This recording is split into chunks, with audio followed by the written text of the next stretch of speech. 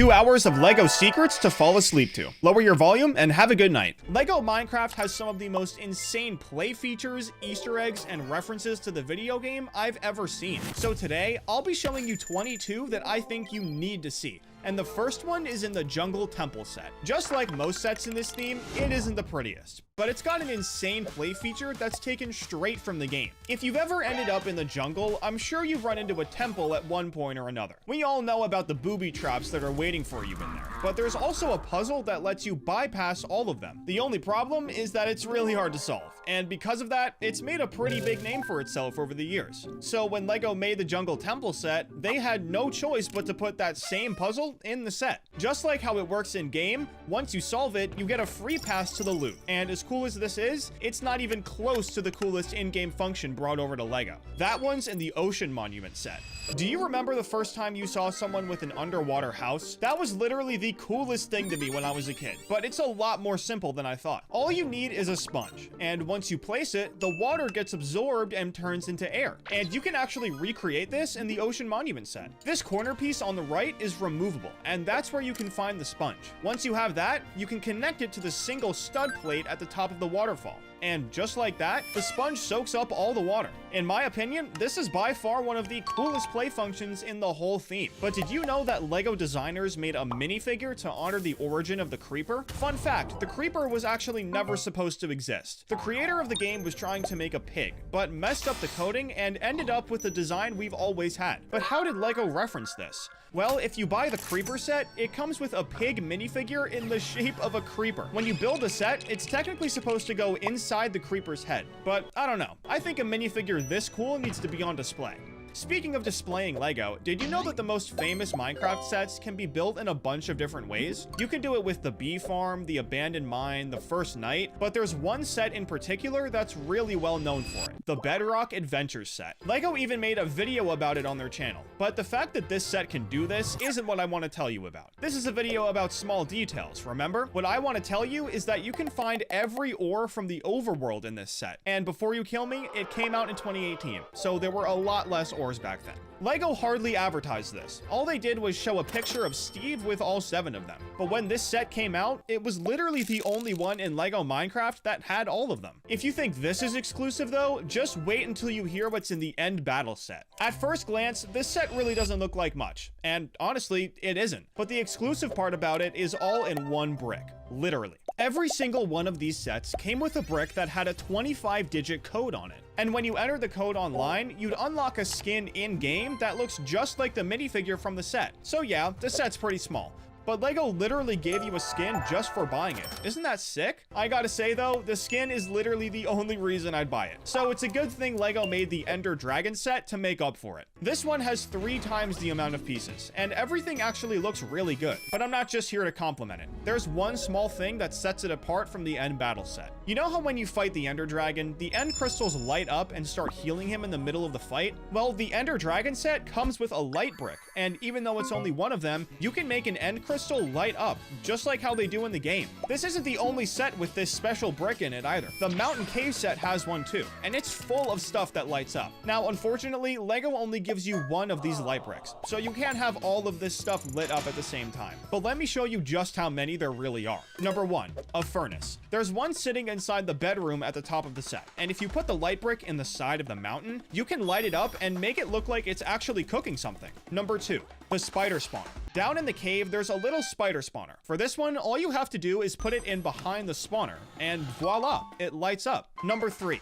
lava. Along with the spider spawner, there's also some lava down in the cave. And obviously, lava needs to be bright. So if you put the light brick in from the front of the set, you can make it shine. Number 4, torches. There are 2 torches you can bring to life in this set. And for one of them, the spot to put the light brick in is actually right next to the lava. Once it's in place, it lights up the torch on the outside of the cave entrance. But where's the other one? Well, this one is kind of 2 small details in one, but there's a dirt wall that can be completely taken out of place. Inside, there's a little makeshift room, probably because someone couldn't make it back to their house before the mobs came out. But you can make this torch light up too. The 5th and final thing that lights up in this set is redstone. If you you make your way back into the cave, you'll see some redstone near the lava. Again, this is one that has to light up. So to do that, just put the light brick in from the outside and watch it do just that. Clearly, LEGO went pretty hard with these light up spots. But another thing they love adding to Minecraft sets are secret spawners. And no, I don't mean spawners like the spider one in the set I just showed you. I mean secret ones where the mobs just jump out at you.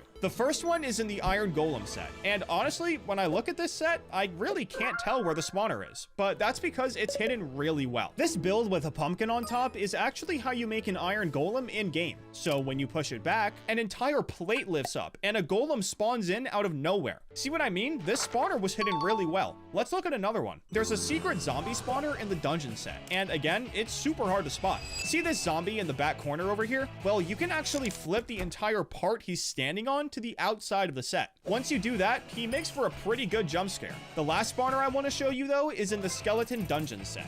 And if you couldn't tell by the name, it's a skeleton spawner. Just like the zombie spawner, the part the skeleton is standing on in the corner can be flipped to the outside of the set. Only this time, it rotates instead of flipping upside down. Once it's gone, the set barely looks any different. So when you flip it back around, it makes for a pretty good secret spawner. LEGO really likes adding little play functions like this. They want the people who buy these sets to play with them, not leave them on display. Another way they make sure of that is by using knobs, and you can find one in the Deep Dark Battle set. This set takes place in the Deep Dark biome, and what happens when you take a wrong step here? The Warden steps in. Whenever he isn't aggroed, he's hiding underground, waiting for someone to piss him off. And when he does get angry, he pops out immediately. So to recreate that, LEGO added a knob to the side of the set that pops the Warden out when you turn it. It's a really simple feature, but it really shows that LEGO cares about recreating the game in real life. Another set with a slick little knob is the Coral Reef set. This set is tiny, so it must be pretty easy to see the knob, right?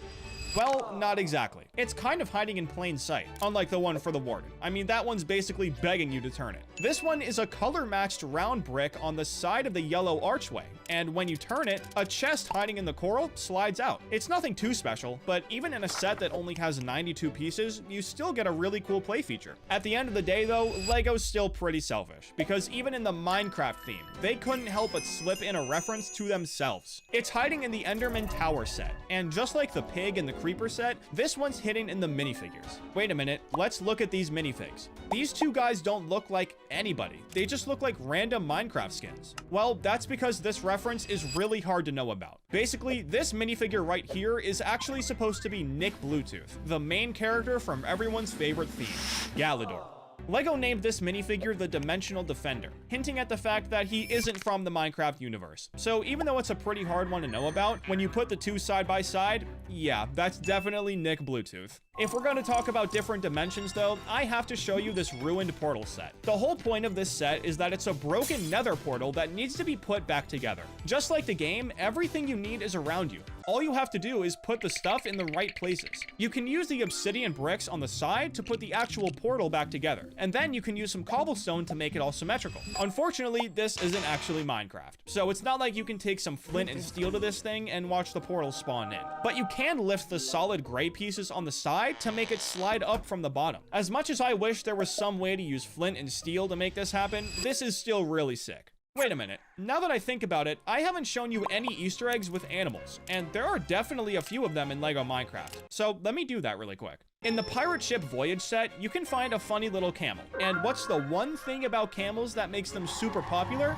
They can go a really long time without water. Like, a really long time. So because of that, LEGO added a blue 2x4 brick on the inside of its body. Oh, and just so you know, camels don't technically store water in their humps. So no, LEGO should not have had little blue studs to represent it. Anyways, another set with an animal Easter egg is the Gas Balloon Village Attack set. Now, there's a lot going on in this set, including the fact that LEGO had to use tensegrity, which is awesome, but that's not what we're here for. See this giant chicken over here? Well, if you pull on its beak, an egg will pop out underneath it. I don't think you need to pull on a chicken's beak to make them lay eggs, so don't go trying this in real life or anything. But hey, it makes for a funny Easter egg. The last animal Easter egg I want to show you though is in the Wolf Stronghold set. Now, when you hit a wolf in Minecraft, its eyes turn all red and it starts aggroing you. A lot of different mobs do this if you hit them, but the thing I want you to focus on here are the red eyes. The Wolf Stronghold has a giant wolf at the top of it, and if you want to aggro it, you can take his eyes eyes and turn them around. Then you'll end up with those red eyes you get when you pick a fight with one in-game. Out of all the animal Easter eggs I just showed you, this one is probably the coolest. Not only is it accurate to the game, but it changes the entire atmosphere of the set. Okay, there's one last detail I want to show you, and to make sure we end with a bang, I want to show you something hidden deep inside the crafting table set. Now, before you get disappointed, don't worry, I'm not just going to tell you about the tiles Easter egg underneath all the biomes. Mine goes deeper than that. Literally. You have to take apart the entire set to see it. But do you notice anything about this color scheme? There are only a few colors here, but that's because they represent the lava and bedrock at the bottom of every world in Minecraft.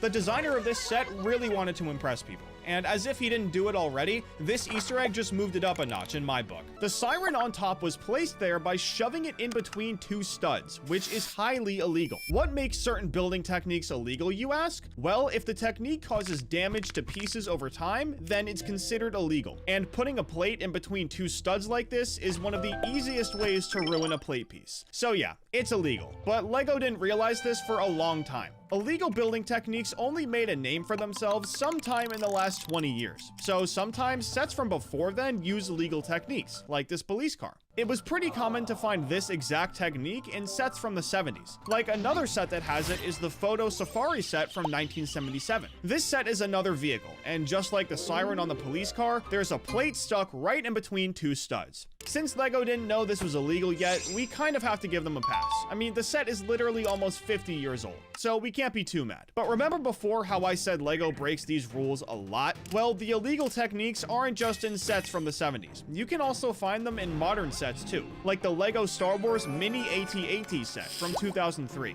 This illegal technique is a little different. Instead of shoving a plate piece in between two studs, this one is made with a stud piece and a round plate. All it is putting the stud in the middle of the four studs on the round plate. That's it. I can't lie, I definitely did this technique a lot when I was a kid. So my stud pieces are probably all cooked by now. But you can find this exact technique on page 20 of the instructions for the Mini AT-AT. The technique was used to make a mini Y-wing bomber to go along with the AT-AT. And this must have been done right before illegal building techniques started gaining traction, because there's no way LEGO would do something like this more recently. Or would they? Well, in the Winter Village Post Office set from 2011, you can find a third illegal building technique being used to make the roof for one of the buildings. It starts on page 64, where LEGO has you putting the second story on the left side of the post office. Next, on page 65, you make the festive roof that's supposed to go on the side of the second floor. But wait a minute, that part only has a spot for a Technic pin on the side, and there's no such pin in the build for the roof. Well, this is where our illegal technique comes in. If you look closely at the roof build, you'll see that LEGO had you make it with a modified 1x1 with studs on four sides. And when you look back at the instructions, you'll see that the roof was only made using 3 of these studs. If you haven't put it together yet, that fourth unused stud is supposed to go in the Technic hole, which is highly illegal. This set was made in 2011 though, so maybe you're thinking that these illegal building techniques still weren't that known yet. Well, allow me to burst your bubble. Because in the Voltron set from 2018, the literal first step in the instructions has you putting a stud into a Technic hole, just like how you were supposed to do in the post office set. Like I said, this technique is highly illegal, and considering this set came out in 2018, there's no denying it. The designers knew exactly what they were doing with this one. Something you might not have known though is that the subscribe button actually changes colors when you click it. I swear, go try it out and let me know if it works for you. Anyways, the next broken rule I want to show you has to do with instructions. Obviously, we need instructions to build most LEGO sets, so it's only natural to think that there's never any mistakes in them, right? Well, not exactly. Instructions have mistakes in them all the time, but some of them are way worse than others, like this one in the LEGO Star Wars Battle of Endor set from 2009. This is very obviously a plate piece with 3 studs, but because of where the arrows are pointing, it looks like they're telling you to connect it to 4 studs instead. This is one of the most famous LEGO errors ever, so odds are you've seen it before. Another one that's pretty popular is the floating sticker in the Spider Jet vs. Venom mech set. On page 42, you're supposed to add a sticker to the front of the cockpit window, as you can see here. But if you look at the front of the ship, it seems like the designer forgot to delete the sticker before they published the page. This is where the sticker ends up once you attach the window piece to the set, as you can see on page 45. But it definitely wasn't supposed to be there before that. Stuff like this isn't so common in LEGO, but there's one type of error in particular that people find all the time, and it's kind of similar to the floating sticker. Sometimes when you're building a set, a piece will be on your build that LEGO hasn't told you to put there yet. I just bought the one-piece windmill village hut set, peak fiction by the way, and I love it, but pages 62 to 68 were a little confusing. On page 62, you're supposed to build this beam type thing and then just put it on the front of the set, but look at this spot right here. On the next page, you're supposed to put a sticker on this tile and then put it on front, but then this thing is just here. Like, what? I flipped back and forth like 3 times trying to figure out what was going on before I just skipped ahead and realized they put that top part there early. It's a super small mistake, but when you're building the set, something like this can be really confusing. Not gonna lie though, this is nothing compared to what happened with the instructions for the LEGO Harry Potter Dobby's release set. That one was just too funny. I say that because it's not like what happened with the One Piece set. Instead, LEGO just completely used the wrong hairpiece for the only minifigure in the set. This one came out back in 2002, so the instructions online got fixed, except for the fact that they didn't. Now, Lucius has the right hairpiece, but he doesn't have a cape. I mean, the hairpiece mistake is one thing, but he literally had a cape in the first version. So how did it end up deleted in the second one? This one is super funny, and I know we're all in a good mood right now, but unfortunately, I'm gonna have to ruin it, because it's time to talk about stickers. Yeah, I know, none of us like them, I get it, but there's a broken rule here, just like with everything else, so just hear me out. I'm not sure exactly when LEGO made this decision, but somewhere along the road, they decided that stickers shouldn't ever go across more than one brick. I can kind of understand it, I guess, but they still did it in the airport set from the town theme. The set only comes with like 5 stickers, but see this one with the arrows on it? Well, this is where it goes in the set, and clearly it's going across 3 different bricks, so that rule definitely got broken. The funny thing about this rule though is that it can actually make some stickers look really ugly depending on what they are. Most of them are in the clear, but when it comes to the Gringotts Bank set from Harry Potter, there's a big problem front and center. Literally. Because of the 1 sticker per brick rule, the sticker for Gringotts was separated into 2. And I mean, just look at it when it's on the set. I know I've talked about it in a different video, but this is downright ugly. I guess it just goes to show how hard LEGO tries not to break certain rules. Like, they really don't want to break this sticker one. And as much as I want to believe that LEGO refuses to make anything related to weapons, military, or 18+ stuff in general, it just isn't true. And there's lots of evidence to prove it. Exhibit A, LEGO Star Wars. Now, I know this one is kind of a cop-out. None of the weapons or ships in this theme exist in real life, so it's not like LEGO's making actual weapons, but I still need to touch on it. LEGO openly made blasters that kill people on impact, swords made of light that can cut people in half, and space stations capable of blowing up entire planets. This doesn't look too good on paper. I hear your point though. None of this is avoidable if you're gonna make anything from LEGO Star Wars. You're right, but clearly LEGO gets to pick and choose what they want to make for this theme. So answer me this. If they can make anything from Star Wars into LEGO, why did they make a minifigure of Anakin right after he was burned alive on Mustafar? Now, don't get me wrong, I'm not complaining. I love LEGO Star Wars just as much as the next guy, but this minifigure clearly breaks the 18+ rule. Now that that's out of the way, it's time for Exhibit B.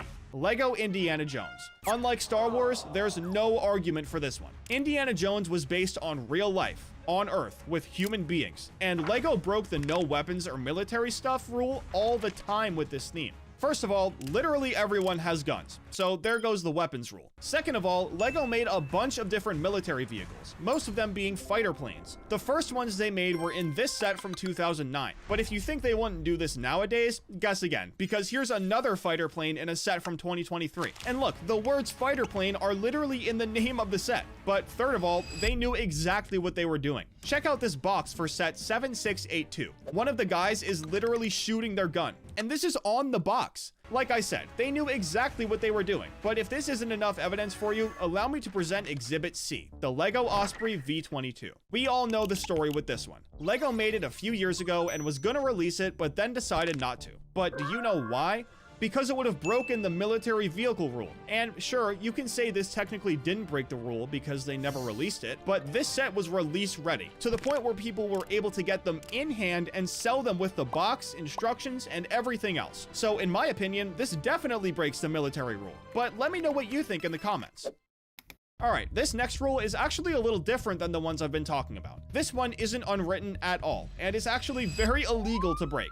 Safety. When you make and sell toys, you need to make sure that they're safe for the target audience. And in LEGO's case, that means they have to be safe for kids, which is a lot easier said than done. When something they make ends up not being safe, they have to do something that you've heard a bunch of different companies do: recall it. Luckily for LEGO, they've only ever had 3 recalls, but they were all pretty dangerous. First, there was a rattle that parents reported became a vacuum and choked their kids. Second is the Explorer Super Truck, which had really pointy axles. These axles could be detached pretty easily, so combine that with the pointiness, and it's a really bad recipe. The third and final recall is the Power Functions remote controller. Apparently, LEGO didn't do too well with cooling, because when you put batteries in this thing, it got hot. I'm not sure just how hot, but it was hot enough that they had to recall it, so I guess it was pretty high up there. Moving on from that though, I want to leave these next few items up to you. I can't tell if they really break any rules, so I want to know if you think they do. And if they do, what rule do they break? The first one is this hack with a LEGO tire.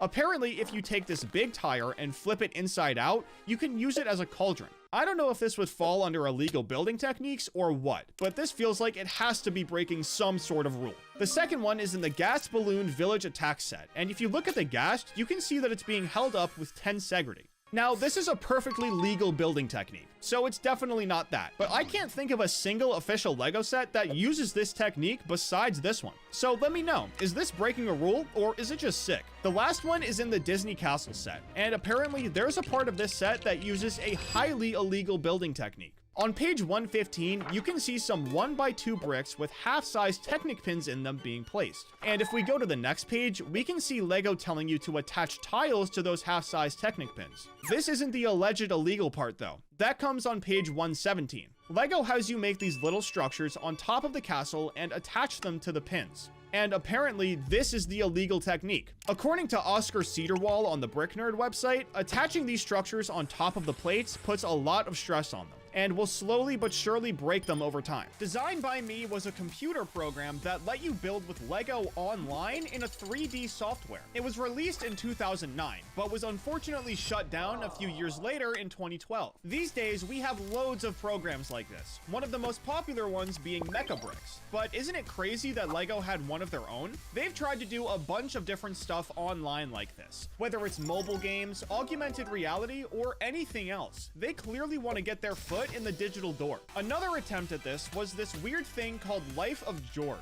This came out right around the same time as Designed by Me in 2011, but instead of being fully online, this one was a combination of real life and a mobile app. The way it worked was you'd buy a set from the theme, download the app, and get prompts on your phone telling you what to build. Then you'd build them as quickly and as accurately as possible, scan it with your camera, and the app would give you a score. Wait, you're telling me they were trying to make LEGO ranked? That is crazy, bro. The idea sounds cool in practice, but just like most of the digital LEGO stuff, it wasn't around for too long. Something they've been doing for a long time though are magazine gifts. Every month, LEGO releases a magazine for a bunch of different popular themes. There's one for Ninjago, Star Wars, City, Friends, DC Comics, Marvel, the list goes on. But something they don't really promote outside of the magazines is that you can actually get gifts from them. The name is a little misleading though, because literally all you have to do is buy the magazine. Knowing LEGO, I thought this was gonna be a raffle or something that you had to get super lucky to win. But nope, all you have to do is buy it. Oh, but you can only get these gifts in Europe. Sorry, forgot to mention that part. This is a pretty L move if you ask me. Subscribe to my channel if you agree. We need to show LEGO that we want these gifts too. Anyways, the next item I want to show you comes from the early 2000s. LEGO was getting pretty experimental around this time, since they finally had their big break with all the money they made from Bionicle. Wait, speaking of Bionicle, did you know that LEGO made a different theme right before it that looked exactly like it? It's pretty crazy, but I'll come back to that in a minute. For now, let me show you this LEGO camera from 2009. Now, I know this might look like a regular old LEGO set, even though the colors are completely random, but take a look at this. Yeah, that's a screen. So this camera actually works. It only has 3 megapixels, so it's not like you're gonna get some super high-res pictures with this thing. but it's the perfect little point and shoot. But what if you're more into taking videos and still really want a Lego camera? Well, fear not, because Lego also made this camcorder around 2010. This one is a little harder to find than the camera, but this camcorder was specifically put in the stop animation kit. Not that that'll help any. I literally can't find one for sale anywhere. This little kit came with more than just the camcorder though. It also came with a couple minifigures, a DVD to burn your footage onto, and a little sleeve for the DVD. Lego gave you literally everything you needed to make your own Lego stop motion animation, since video cameras were a lot harder to come by back then. Oh, I just remembered. Let me tell you about that Bionicle type theme I mentioned before. So basically, Lego was going bankrupt, and somehow Bionicle was the theme that was able to pull them out of the mud. But before Bionicle, there was a theme called Lego Slicer. The theme had 14 sets, and was only around from 1999 to 2000, literally 1 year before the first Bionicle set ever came out. And if you look at a few sets from the Slicer theme, I'd say those pretty much look like worse Bionicles. Slicer was actually part of the Technic theme, unlike Bionicle, but it literally fell flat on its face. So it's kinda nuts that Lego still went through with making Bionicle. I mean, Slicer was basically a test run, and look what happened to it. This isn't even the first time Lego's done something like this either. You know how we have the intelligent brick from the EV3 Mindstorm set that lets you code whatever you want onto it? Well, back in the 90s, Lego released this thing called Code Pilot, and it was basically the first thing they ever made involving coding. It wasn't anywhere near as customizable as the intelligent brick, since you can actually code with that thing. But the way it worked is actually super interesting. Basically, you'd hook up the piece to whatever set it came with, which Lego only made 2 of, but that's a different story. Then you'd use it to scan barcodes that had movements embedded in them. Every one you scanned would get stored in the piece's computer, but the problem was you can only control one motor with this piece. So even though it sounded good in practice, if the set had more than one motor, it'd be basically useless. Like I said before though, Lego was super experimental around this time. And another item that makes this painfully obvious is this Lego water gun. This thing was actually part of the long-forgotten Aqua Raiders theme, and even though it's obsolete now, Lego was pushing it really hard back in the day. They made 7 sets for it in the year it came out, 2007, but adding a water gun into the mix isn't even that bad of an idea. I definitely loved playing with them every once in a while when I was a kid, so if I knew there was a Lego one, I would have been all over it. Funnily enough though, this isn't even the only water gun Lego ever made. They also made one for Bionicle. It's called the Barracky Pump Action Water Gun, and it was branded with the Warlords from Bionicle, otherwise known as the Barracky. This one also came out in 2007, so are you starting to see what I mean now? Lego really was doing whatever they wanted in the early 2000s.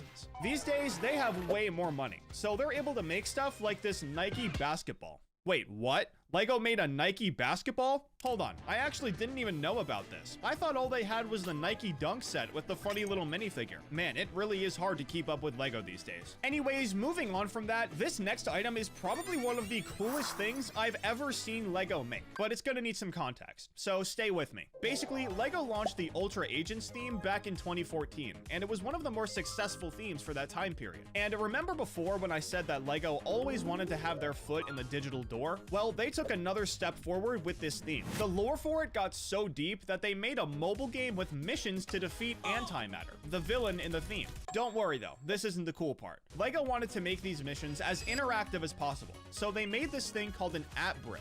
But this isn't just any regular old Lego brick. This thing is infused with a special carbon that conducts electricity from your finger to a touchscreen. I'll throw a video of how these were used up on screen now, but basically you use these bricks to make different gadgets that could actually be used in the game. And since these carbon infused bricks were attached to them, they'd interact with the screen and the game could recognize them. Isn't that sick? I mean, yeah, Ultra Agents got retired a year after it was introduced, but come on, this app brick thing is pretty sweet. All of these attempts at interactive digital Lego stuff was just Lego trying to make sure they stayed relevant in this new technological era. But what were they doing before technology was as big as it is today? Were they still trying to dip their toes into other industries to keep their name in the loop? Well, we kind of saw it before with the water guns, but the answer is absolutely yes. And another way they did this was by collabing with cereal brands. Now, they don't do it as much as they used to, but these brands used to put toys in their cereal boxes all the time. And this was a perfect way for for LEGO to worm themselves into a different world that still had the same audience. The first company LEGO collabed with was Weetabix in 1970. Their first set together was this castle, but they went on to make 7 more sets together all the way up to 1989. After this, LEGO collabed with Kellogg's and made some sets you've probably seen before, Toucan Sam and Tony the Tiger. These guys are worth a bunch of money now, but back in the 90s, you could have pulled one just by buying a box of cereal. They also made some regular LEGO sets too. I'm not exactly sure how many, but there were definitely a fair few of them. Now, we can all agree that every cereal box set I've shown you so far looks like LEGO, right? Well, wait until you see what they made when they collabed with Cookie Crisps in 2005. For some reason, they decided to make 5 knights in 5 different colors. And the only reason you really knew they were LEGO was because of a few studs on their shields. I really have no idea what they were thinking with this one. There must have been something in the air in the early 2000s or something. Whatever it was seemed to stick with them though, because LEGO continued to make some outrageous stuff, even as recently as 2021. This is the LEGO video theme, spelled VIDIYO for some reason. And LEGO was trying to build something huge with it. The whole point of the theme was to make music videos on the video app, using these things called beatboxes. They were basically little boxes that came with a minifigure, and when you put them on camera in the app, everything would come to life. The minifig would start dancing, the beatbox would get some special effects, and a whole bunch of other stuff. The app also had its own built-in social media, where you could post the music videos you made. This project was absolutely huge. I mean, LEGO made 43 of these beatboxes with different minifigures in less than a year, but the theme never really caught on. The page on LEGO's website for it talks about what it used to be, which is kinda sad. But because of how different this theme was, I think people were a little thrown off. Imagine how thrown off you'd be if you walked into a LEGO store and saw this sitting on the shelves though.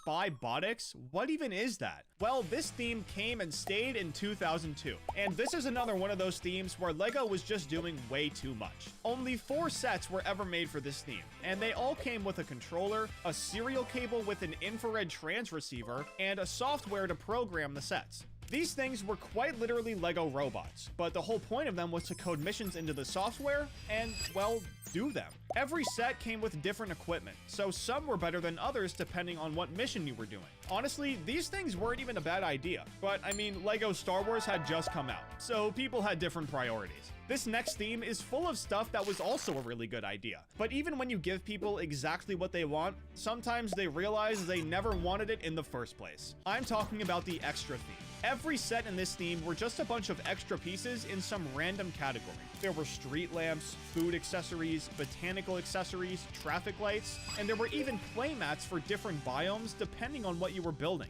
People have been complaining forever about LEGO not including stuff like this in sets, but when they made this theme in 2018, nobody really seemed to care. LEGO tried holding on and made 17 sets in 3 years, but ultimately everything got retired in 2021. Such a shame. Quick question for you though. We all know about the LEGO VIP rewards from the Insider program, right? Well, these next few items are going to be some of the coolest ones from the VIP program, starting with this retro lunchbox.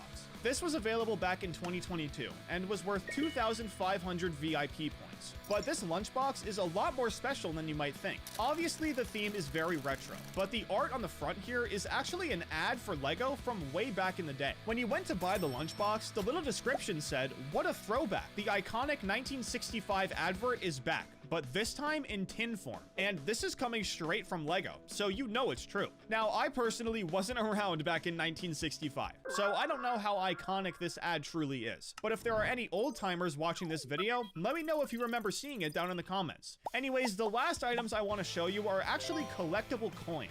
I didn't even know about this until I made this video, but apparently LEGO's been making these coins for a while, and they make them for a bunch of different stuff. In 2021, LEGO made a few of them for the classic themes we all know, and it even came with this little holder. But these aren't the only types of coins they make. They also made a couple for the Mario theme when it first came out, but the 5 most recent ones have all been for LEGO Star Wars. Not all of them are exactly coins, but they made one for insiders who bought the Venator-class Republic attack cruiser, one for the 40th anniversary of the Return of the Jedi, one for the 25th anniversary of the LEGO Star Wars theme, one for the May the 4th celebration in 2024, and another one for Star Wars Day in 2025. They only started making these coins a few years ago, but I have a funny feeling we're going to be seeing a lot more of them as time goes on. This one is hidden so well that I could only find one real picture of it online. What you're looking at are the innards of the Millennium Falcon cockpit. But these pieces here look almost too perfect to be an accident. This is without a doubt a reference to none other than Lando Calrissian. You can find this Easter egg in the Ultimate Collector's Series Millennium Falcon to be exact. And considering Lando's history with the ship, it only makes sense to bake him into the build. This one is extremely hard to spot though, so let me show you one that's just as purposeful, but a whole lot easier to see. Not too long ago, LEGO added a brand new sub-theme to LEGO Star Wars called the Starship Collection, and the whole point of it was to make a smaller version of super famous LEGO Star Wars ships strictly for decoration.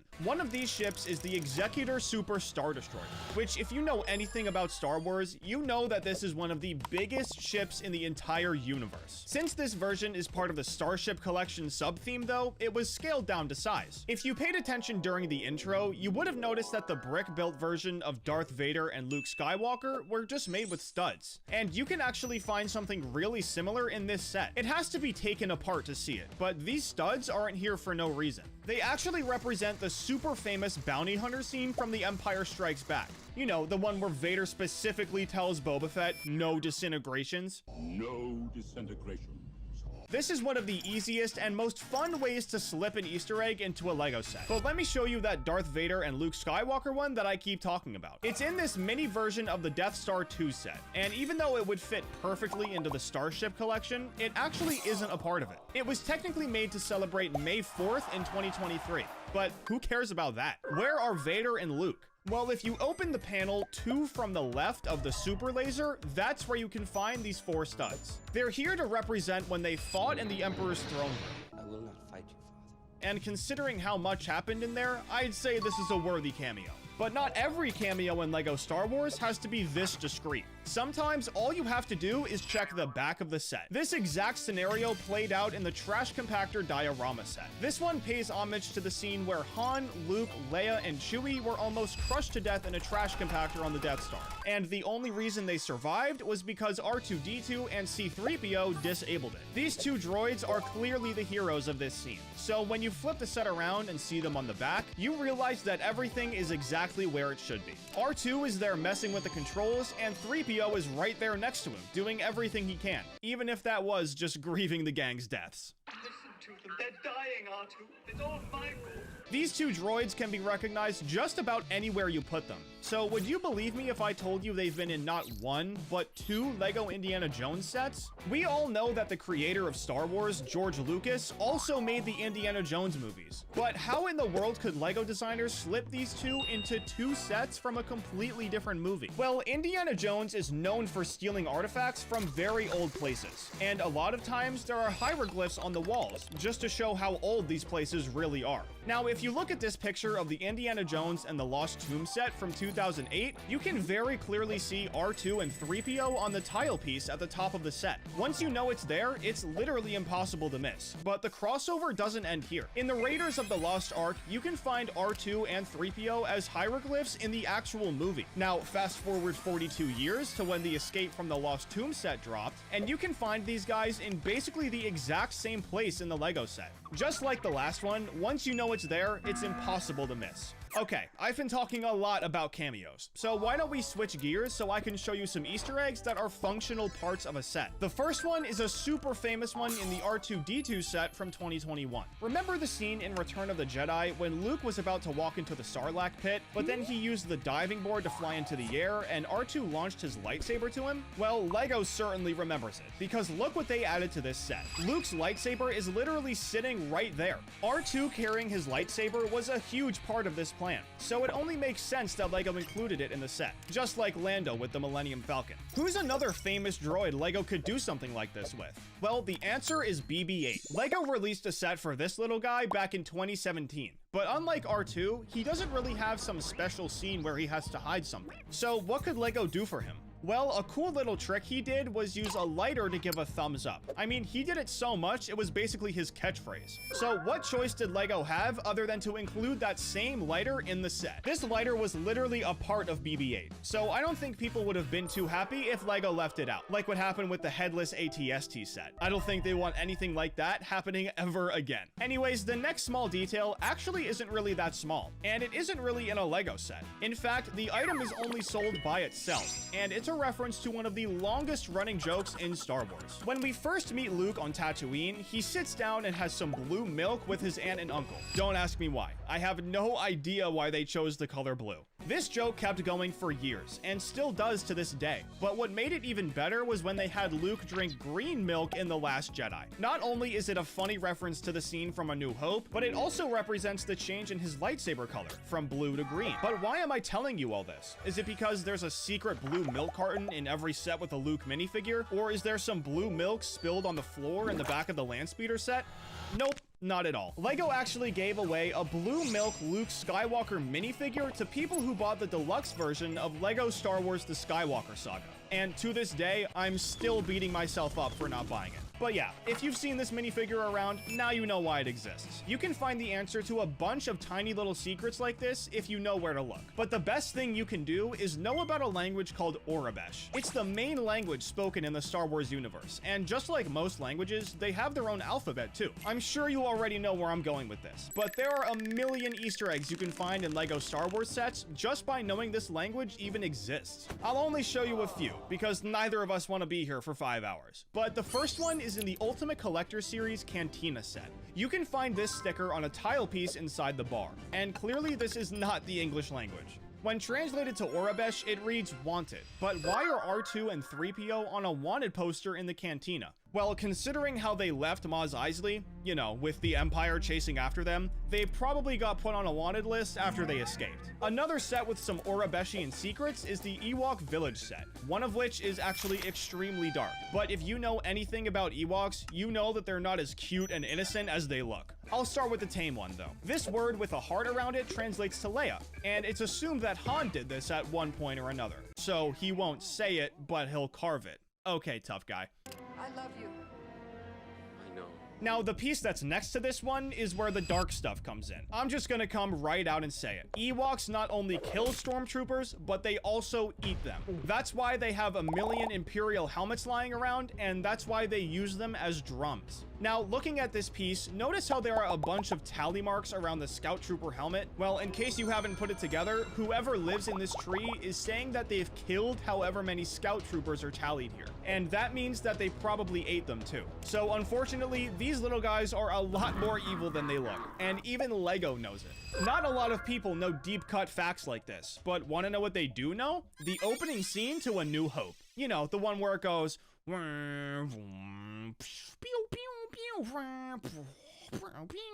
Yeah, that one. Well, the designers of the Star Wars logo set knew they couldn't leave it without any Easter eggs. So if you remove the top panel of the S and T, you can find a micro version of the Tantive ship and the Star Destroyer that was chasing after it.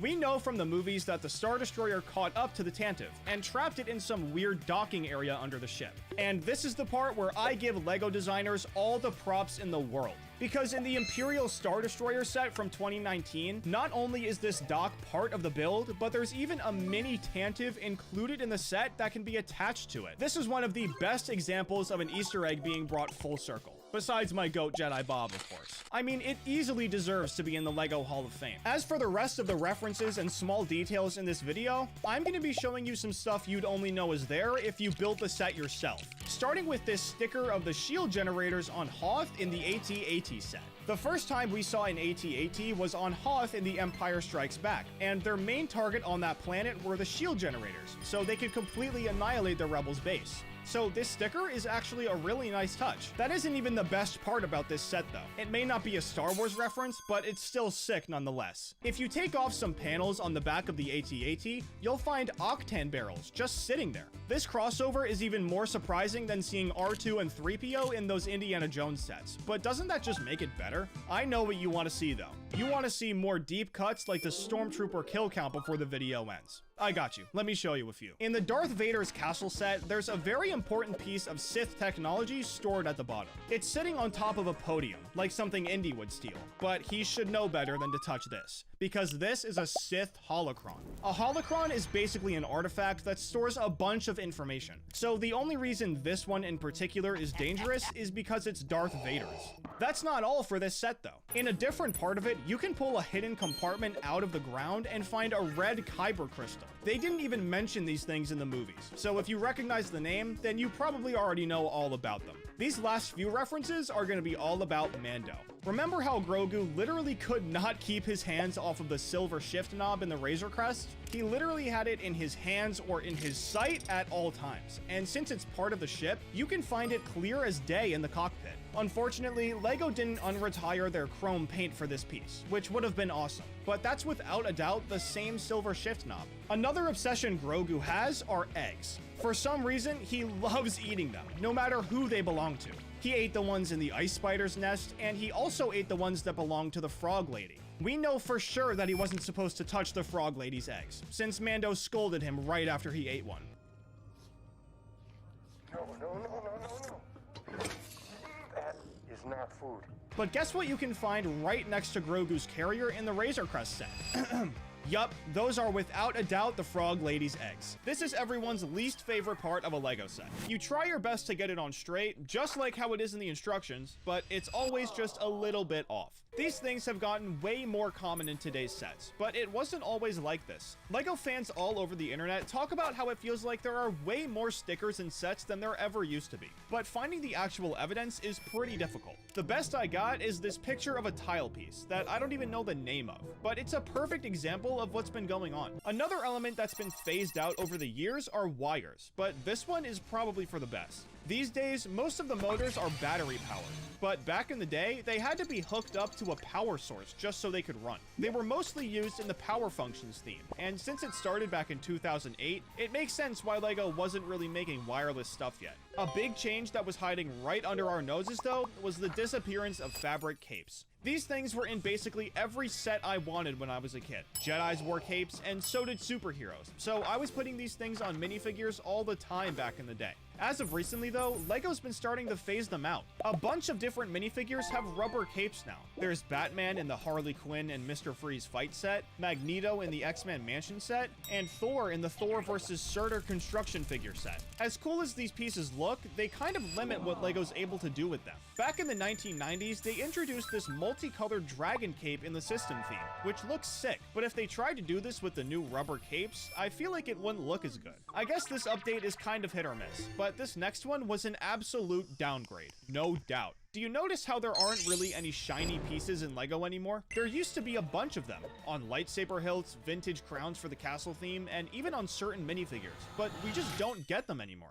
Luckily, there is an actual explanation for this one. Basically, because the paint LEGO was using wasn't the best quality, it peeled off pretty fast. So at one point or another, they just started using a color called metal light gray for silver, and a bunch of different ones for gold. They don't look anywhere near as good, and to be honest, I feel like LEGO should have just found a better chrome paint to use. Am I spinning here? I feel like that definitely would have been the better move, but let me know what you think. Moving on from chrome pieces though, LEGO actually made a super small update to their bricks somewhat recently. After they patented the stud and tube coupling system in 1958, the bricks were much better at keeping themselves together. But looking at this brick today, something just seems off about it, right? Well, it's because they hadn't added the support beams to the tubes yet. This became very common around 2008, so it makes sense why when I look at bricks that don't have these beams, they almost look naked. LEGO doesn't just make tiny updates to pieces though, they do it to minifigures too. Back in the early 2000s, you could buy a magnetic minifigure that didn't have this giant brick podium underneath it. They made a few different sets, but the most popular one was the LEGO Batman set.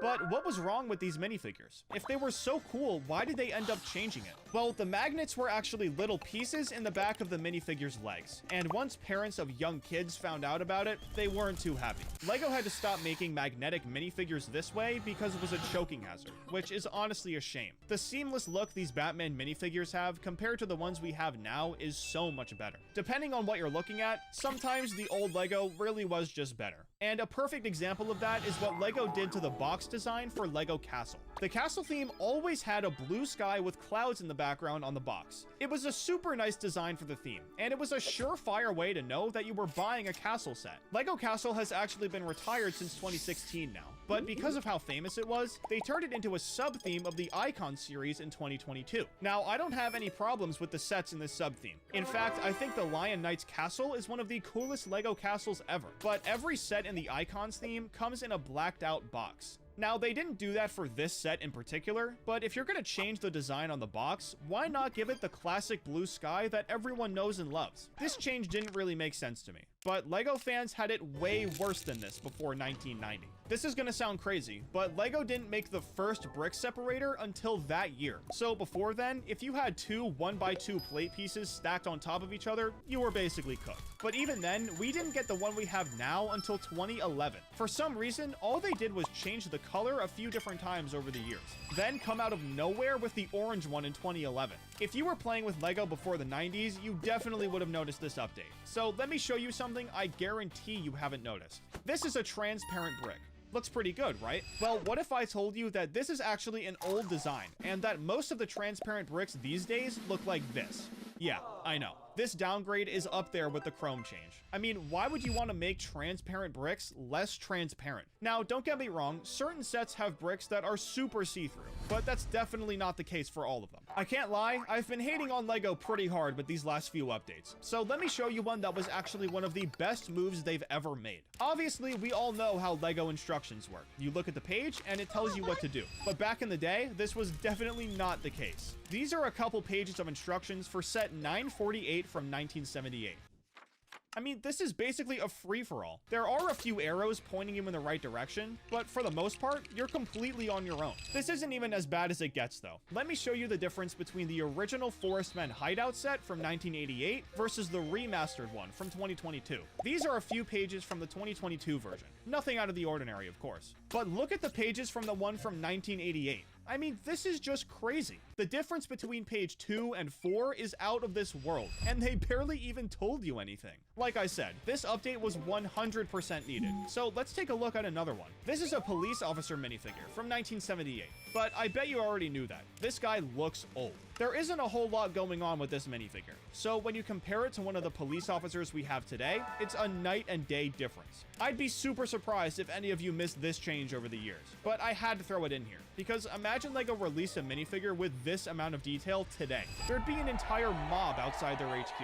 Something people should riot over, though, is LEGO taking away light-up bricks. Specifically, light-up lightsabers for LEGO Star Wars. I've been a LEGO Star Wars fan my whole life, and I completely missed this update. Back in the early 2000s, they released a special type of Star Wars minifigure. All you had to do was put a stud on the back of the hilt and push the head down. Then the lightsaber would come to life. I genuinely can't believe I missed something as cool as this, especially since I literally could have gotten some when I was a kid. But I guess it just goes to show how sneaky LEGO can be. Another element they added then slowly took away like this were Legoland pamphlets showing off their new sets. I'm not exactly sure when they started putting these in boxes, and honestly, I'm not even sure when they stopped. All I do know is that they did it before and they don't do it now. Pretty much every single one of these pamphlets is considered to be vintage LEGO, which means they probably haven't done it since before the year 2000. These pamphlets had all sorts of cool looking promo for sets that were coming out soon. Like, look at this one I found on eBay. There's promo for sets from a bunch of different themes. Space, pirates, Technic, it's all the classics. This wasn't the only thing that was common with old boxes though. LEGO also used to show off a bunch of different ways to build a set on the box. I'm not talking about a 3-in-1 set though, where the entire point is to build it one way, take it apart, and build it another way with the help of instructions. These builds were put there purely to spark the imagination. These days, it kind of feels like LEGO only makes sets that are meant to be built once, then put on display. But back in the day, they were super dedicated to the play features, and wanted people to make all sorts of cool stuff with their bricks, no matter what the instructions said. We don't really see that too often these days, and I doubt they're ever bringing it back. But if there's anything that LEGO was doing before that they might actually bring back one day, it's what I'm about to show you next. Back in the 90s, LEGO collabed with Kellogg's, the cereal brand. And I'm not too sure what gets put in cereal boxes these days, but back in my day, there was always some cool toy or prize that you had a chance of winning. The only way to find out was to open the box and pray. And back in the 90s, you might have gotten lucky enough to see a polybag for a Toucan Sam set fall out. It wasn't just him though. You also had a chance of winning Tony the Tiger or the Keebler Man. All three of these sets are super uncommon now, and I wasn't even born when they were around. But this is something I could definitely see LEGO coming back to. Something they're absolutely never doing again though is painting directly onto pieces instead of using a print. Let me show you what I mean. Not too long ago, it wasn't uncommon for LEGO to use paint on certain pieces. They did this a lot with head accessories for minifigures, but the most obvious ones were the headdresses in the LEGO Indians theme. This design is clearly painted on, not printed, and it's become so rare that a certain minifigure in LEGO Star Wars is worth an insane amount of money, simply because the headpiece was painted. It's in the Cloud City set, which was already exclusive, so that definitely helps drive up the price. But I'm talking about the Boba Fett minifigure. The design on his helmet was painted on, instead of printed, like how most minifigures were in 2003. This is the only Boba Fett minifigure that has this design style, and because of it, it's worth over $2,000. And the set it's in is worth over $8,000.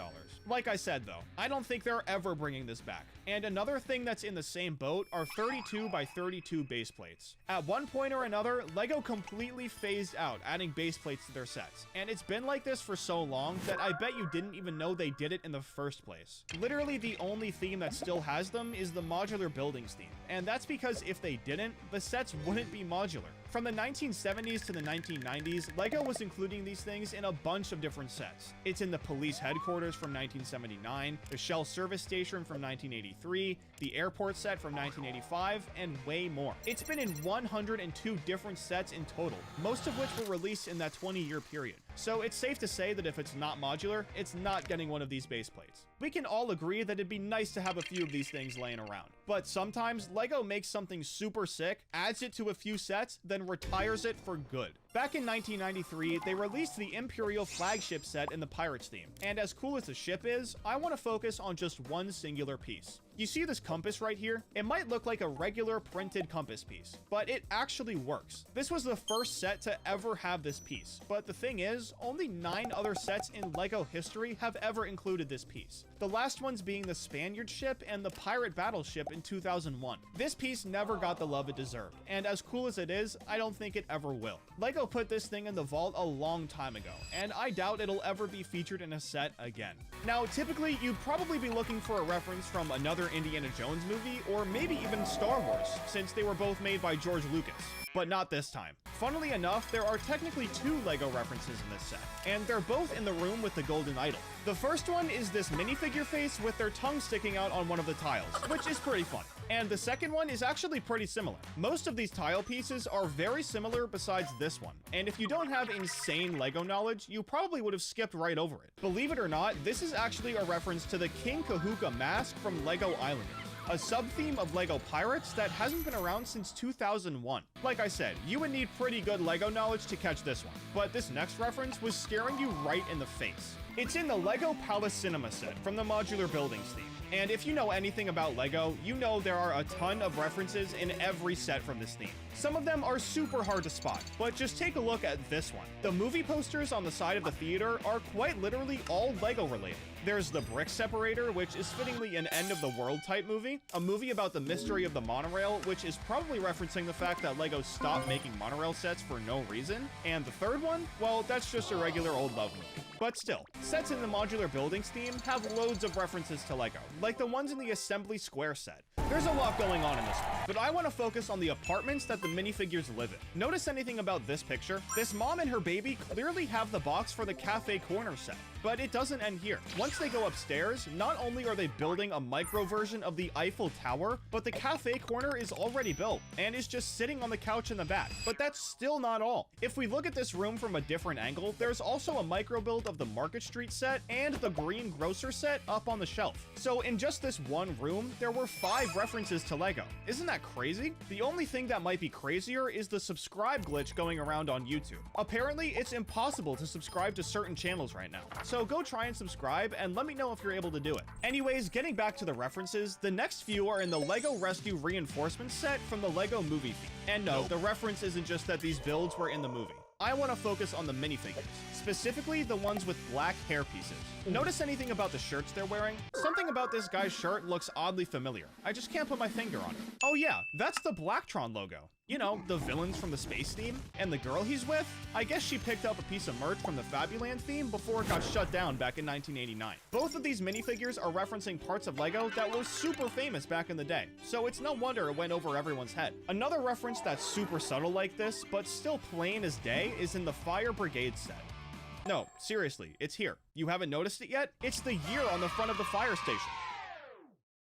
Oh, you still don't know? That's the year LEGO was founded. I know there's a lot of confusion around this since LEGO has a bunch of different years that are super well known, but 1932 is the official birth year. Moving on from that though, the next reference is in the LEGO Scooby-Doo Mummy Museum set, and this is another one that's hiding in plain sight. You might think it has something to do with the map that Shaggy's holding, but it's way simpler than that. On the right side of the tomb, Johnny Thunder is just chilling there, posted up with a diamond he probably robbed from the tomb. This guy was the main character in the LEGO Adventurers theme, specifically the Egypt sub-theme. It's been retired for over 20 years now, so clearly LEGO doesn't care if something hasn't been around for a while. If they want to reference it, they will. They've even gone as far as referencing the inspiration for the original LEGO colors. Let me show you what I mean. In the Parisian restaurant set, an artist lives on the top floor. Their art is obviously very modern and contemporary, but what you might not know is that this art is actually a reference to the work of Piet Mondrian, a painter from New York who was born in 1872, but it goes deeper.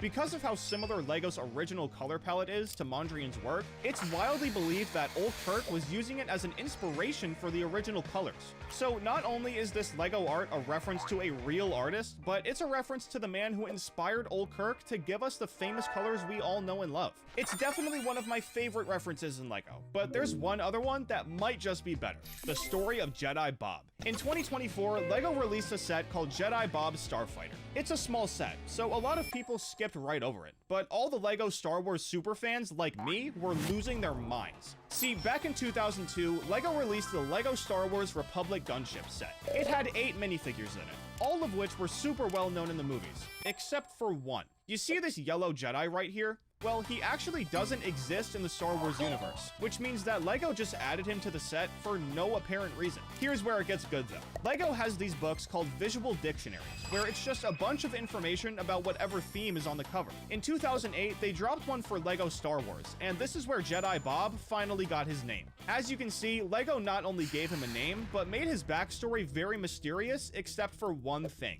that he flew a Republic gunship. This was clearly talking about the set from 2002, and with the set they released in 2024, they officially brought the story of Jedi Bob full circle. See why I was freaking out? I mean, this reference was literally 22 years in the making. This isn't the only time LEGO's done something like this, though. Remember in Season 1, Episode 5 of Ninjago, when Zane had a little mix-up with the laundry and ended up wearing a pink gi? Obviously, this was a one-time thing, but fans were absolutely obsessed with this version of Zane, and wanted LEGO to make him into a real minifigure. The episode dropped way back in 2012, but after 8 years, the people finally got what they wanted in the LEGO Ninjago Prime Empire Gamers Market set. Just like Jedi Bob, this was a super sick way of bringing a niche LEGO character full circle. I absolutely love when LEGO references stuff from the past like this. And another one is in the Fortrix set from the Next Zone Knights theme. This theme never really got off the ground. It started in 2016 and ended just 2 years later in 2018. The entire idea behind it was a futuristic medieval blend, which is pretty obvious when you look at this set. It looks a lot like a castle, so it makes sense why there's a reference to the castle theme all over it. You can find the numbers 375-6075 in a bunch of different spots, but how exactly are these numbers references to the castle theme? Well, the first castle set ever made was released in Europe and was set number 375, and the first castle set ever released in America was set number 6075. So both of these numbers are actually super important in LEGO castle history. We've seen a few historical references so far besides this one, but none of them are quite like the one in the Titanic set. I'm sure you guys have all seen the YouTuber Tiago Catarino before, so I'm sure you'll also know that he used to work as a designer at LEGO. But here's where I get to the stuff you probably don't know. Tiago designed the ship in a bottle set and added a cool little Easter egg of his initials to the set. Nothing too flashy, but just enough to let the people know that he designed it. Clearly the letters are very distinct. I mean, you can't mistake them for anything else. So why are they on a gravestone piece deep in the Titanic set? Well, I'll tell you. Years before LEGO even considered designing the Titanic, Tiago pitched the idea to the creator expert team while he was still working there. Tiago claims that nothing came of it, but clearly the designers have a different opinion. This gravestone piece was put there for one reason and one reason only: to honor the idea that Tiago had while he was still at LEGO. It's a small reference that's super easy to miss, and honestly, if Tiago didn't talk about it, I don't think I ever would have known about it. But I can't say the same for the reference in the Monkey Kid City of Lanterns set. I mean, this one feels like it was made for me. The set doesn't come with that many pieces, but even so, there's still a lot going on. I talked about the Infomaniac Easter egg in a different video, but there's a reference to Lego in here that I can't believe I missed the first time. At the top of the set, there's this weird serpent wrapped around some brick-built Lego pieces and the Lego logo. But this isn't just any serpent. This is Brickley, a super famous Lego serpent who's in a bunch of different Lego stores all over the world. I saw this guy all the time in Lego stores when I was a kid, so I really am shocked that I missed him in this set the first time I covered it. Lego absolutely loves putting micro builds in their sets, like the ones we saw in the Palace Cinema set, but funnily enough, there's one in another Monkey Kid set hiding in plain sight. In the Megapolis City set, there's this brick-built duck at the top of the city just like Brickley, but if you don't know the history of Lego toys, there's no way you'd recognize him. This duck is actually a brick-built version of the wooden duck from way back in the day. See, when Lego was founded in 1932, they weren't making plastic toys. It was actually just one guy making wood toys, and this duck became one of the most popular ones. Another set with a super recognizable micro build is the A-frame cabin set. Since this set is so famous, you've probably heard of the Easter egg where all of the stones in the back are actually made with Thor's hammer. But did you know that if you go to the bedroom in the cabin, you can find a micro-built version of the treehouse set from Lego Ideas? That isn't all though. There's also a newspaper tile piece on the ground talking about the donut thief. Oh, wait, I haven't told you about that yet, have I? Well, in 2019, a guy named Chris McVie designed the modular police station set, which was released that same year. And in the instructions, there's a picture of him holding a donut, which I'll absolutely be coming back to. Basically, the police station had a donut thief. Someone was stealing all of their donuts and they couldn't figure out who. So it was a huge story in the paper, hence the tile piece being in this set and the A-frame cabin. But now, let me talk about Chris. Like I said, he designed the set, and I guess he really liked the idea of being the donut thief in the story. So not only did he include a minifigure wearing the exact outfit he was wearing in the instructions, but there's even a picture on Lego's website of him stealing a donut. It's always fun when a reference has a deep backstory like this. So let me tell you about another one. In 2022, Lego remastered one of the most popular sets from the space theme, the Galaxy Explorer. So of course they had to spruce it up with a couple of Lego references. And what better way to do it than with tile pieces? The first one is Blacktron getting picked up on the radar, but this one isn't nearly as cool as this other one. One of the tile pieces has a live video feed going, and the first time I saw it, I didn't question anything. It wasn't until later that I learned that this is actually a Tahoe canister from the Bionicle TV show. This one completely blew my mind. I mean, this is by far one of the most subtle references I've seen, hands down. But it isn't the only time Lego's referenced something super niche from Bionicle, because there's also one in the Paranormal Intercept bus set from the Hidden Side theme. Considering how small this set is, you might think that it's pretty difficult to get a Bionicle reference in here. But if I've proven anything to you in this video, it's that all you need is one tile piece. There's a little computer set up on the back of the bus with two monitors. One of them has some retro-looking arcade game on it, but the other one has the original Bionicle video game from 2003. This game hasn't even been playable since 2005, so the fact that it's in a set from 2019 is genuinely unreal. The license plate on the taxi outside of the Daily Bugle. These letters and numbers seem innocent enough, but if you know anything about Lego, then you already know there's a secret meaning here. This license plate is actually a reference to the first comic book Spider-Man ever appeared in. The AFA stands for Amazing Fantasy, and 0015 stands for the issue number, 15. Lego is always hiding stuff like this in license plates, but there's an entire room in the Daily Bugle that's a reference in and of itself. It may not look like much, just a green room with a desk and a picture of Spider-Man in the back, but once you add a Spider-Man minifigure behind the desk, it should all start coming back to you.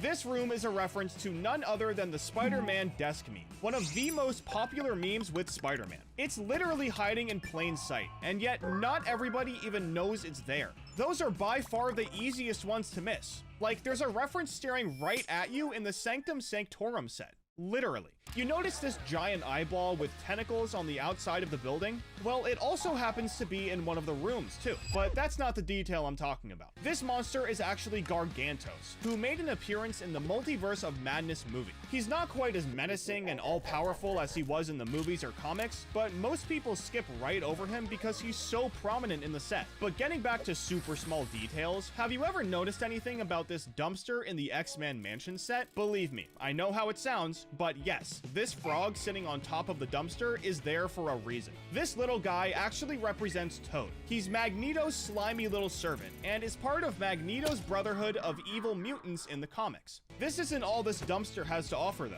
Just take a look inside. There's a bunch of random stuff sitting inside of it. Obviously, it's a dumpster. But just like the frog, a lot of this stuff is there for a reason. The fedora is a reference to Beast, the sword is a reference to Nightcrawler, and the coin? Well, the coin goes a little deeper. This coin represents the one that Magneto used to kill Sebastian Shaw in the X-Men First Class movie. It was very famously a nickel, and if we look at the Lego one, yup, that's definitely a nickel. Isn't it crazy that you can find all of this stuff in a piece that can fit in the palm of your hand? The only thing that might be crazier is that people are saying it's impossible to subscribe in 3 seconds or less. Let's see if they're right. Ready? Go. Could you subscribe? Let me know, because I hope that glitch is gone for good. Getting back to the small details, there's actually one more I want to show you in the X-Men Mansion set, and it's super subtle. Do you see these claw marks right here? They're right outside the front door to the mansion, and considering this is an X-Men set, obviously Wolverine's claws are going to be littered all over it. But this one in particular is something special. It's referencing the time Wolverine did an Akira bike slide in X-Men Origins. I could talk all day about how famous this bike slide is, but when Wolverine did his, he dug his claws into the ground to do a quick 180. So that's why they're here in the set. It's one of my favorite details in any LEGO Marvel set, but some other good ones can be found in the Avengers Tower set. The first one I want to show you is actually hidden all the way in the back corner. For some reason, LEGO had you put this tile piece with a sticker on it in a spot that makes absolutely no sense. Even looking at it now, you might not know what it is. But this is actually the pager that Nick Fury used to contact Captain Marvel in the end credit scene in Infinity War. After Nick Fury gets erased from existence, it falls to the ground, and this piece in the set is referencing exactly that. Another small piece you might have missed is sitting on the floor in the foyer to the tower. This blue cube is there to represent the Tesseract that Loki used in the first Avengers movie. Clearly, LEGO likes to mix in references from all across the MCU, and this next reference is the cherry on top. There's a memorial stone outside for the Battle of New York from the first Avengers movie, which you would think is from that movie, but it's actually from the Hawkeye TV show. There's a scene where he starts to get a little nostalgic and stares at the sign. So I guess LEGO wanted to honor that scene and add it to the set. If it isn't obvious yet, literally every little thing in these sets could mean something. Like this cheeseburger in the Iron Man Armory set. Now this one might be a little more obvious for the Iron Man fans, but this cheeseburger is referencing a very specific joke in the first Iron Man movie. Once Tony Stark was rescued from Afghanistan, there was only one thing he wanted: a cheeseburger. He even told his driver to go take him to get one before going to the hospital, which Piper was not very happy about. He literally had just walked off the plane from Afghanistan. So of course LEGO had to give Tony's beloved cheeseburger a spot in the set. Another Iron Man set with big Easter eggs that are still super easy to miss is the Iron Man Armory set. The first one is on the table where Tony gets all his work done. There are 2 different blueprints here. I have absolutely no idea what's supposed to be on the left one, but the right one is actually the blueprints Howard Stark used to make Captain America's vibranium shield. This is a pretty cool reference, but honestly, the next one is way better.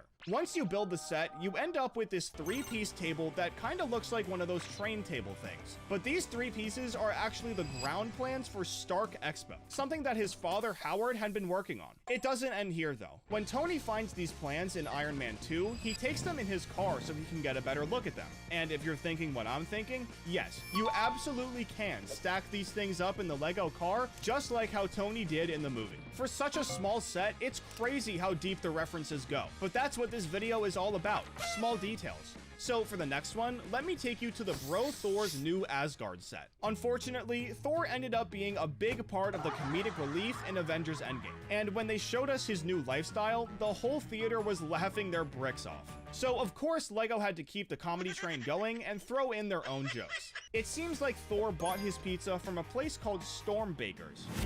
I feel like I've heard that name before. Oh yeah, it's because his weapon's name is Stormbreaker. The real star of that scene though was Noob Master number 69.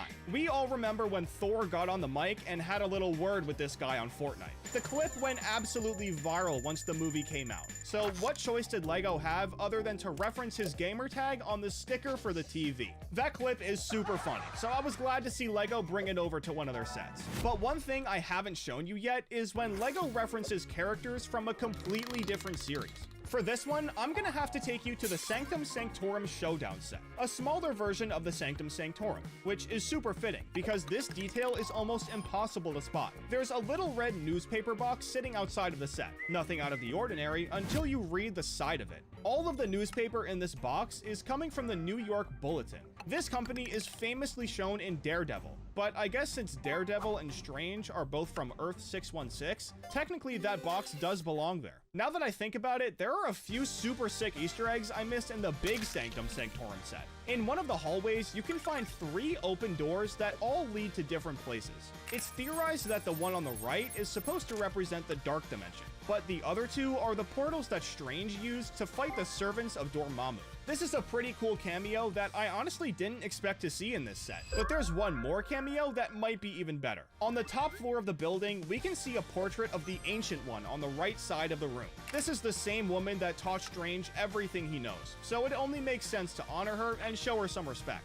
If I'm gonna show you LEGO cameos though, then I have to show you a super discreet one in the Daily Bugle. On the back door of the Bugle, there's some text that says Eddie was here. This is there for a guy named Eddie Brock, or in other words, Venom. Now, obviously this fits here because Venom is a huge part of the Spider-Man story, but what you might not know is that Eddie started out as a photographer for the Daily Bugle, just like Peter Parker. So his name being here goes a lot deeper than Venom's connection to Spider-Man. Another super cool reference in this set is hidden right in front of your face, but it's also kind of hidden in the fine print. There's a big tile piece on the front of the Bugle showing a news segment with Jameson, 2 other guys, and the Scarlet Spider. Now, at first glance, it looks like this thing is just here for decoration, but those 2 guys are actually very important. Their names are Dr. Kurt Connors and Professor Miles Warren, 2 people who are sworn enemies of Spider-Man. Kurt Connors is the Lizard, and Miles Warren is the Jackal. Unfortunately, we never got a movie with the Jackal in it, but I'm sure you remember the Lizard from The Amazing Spider-Man.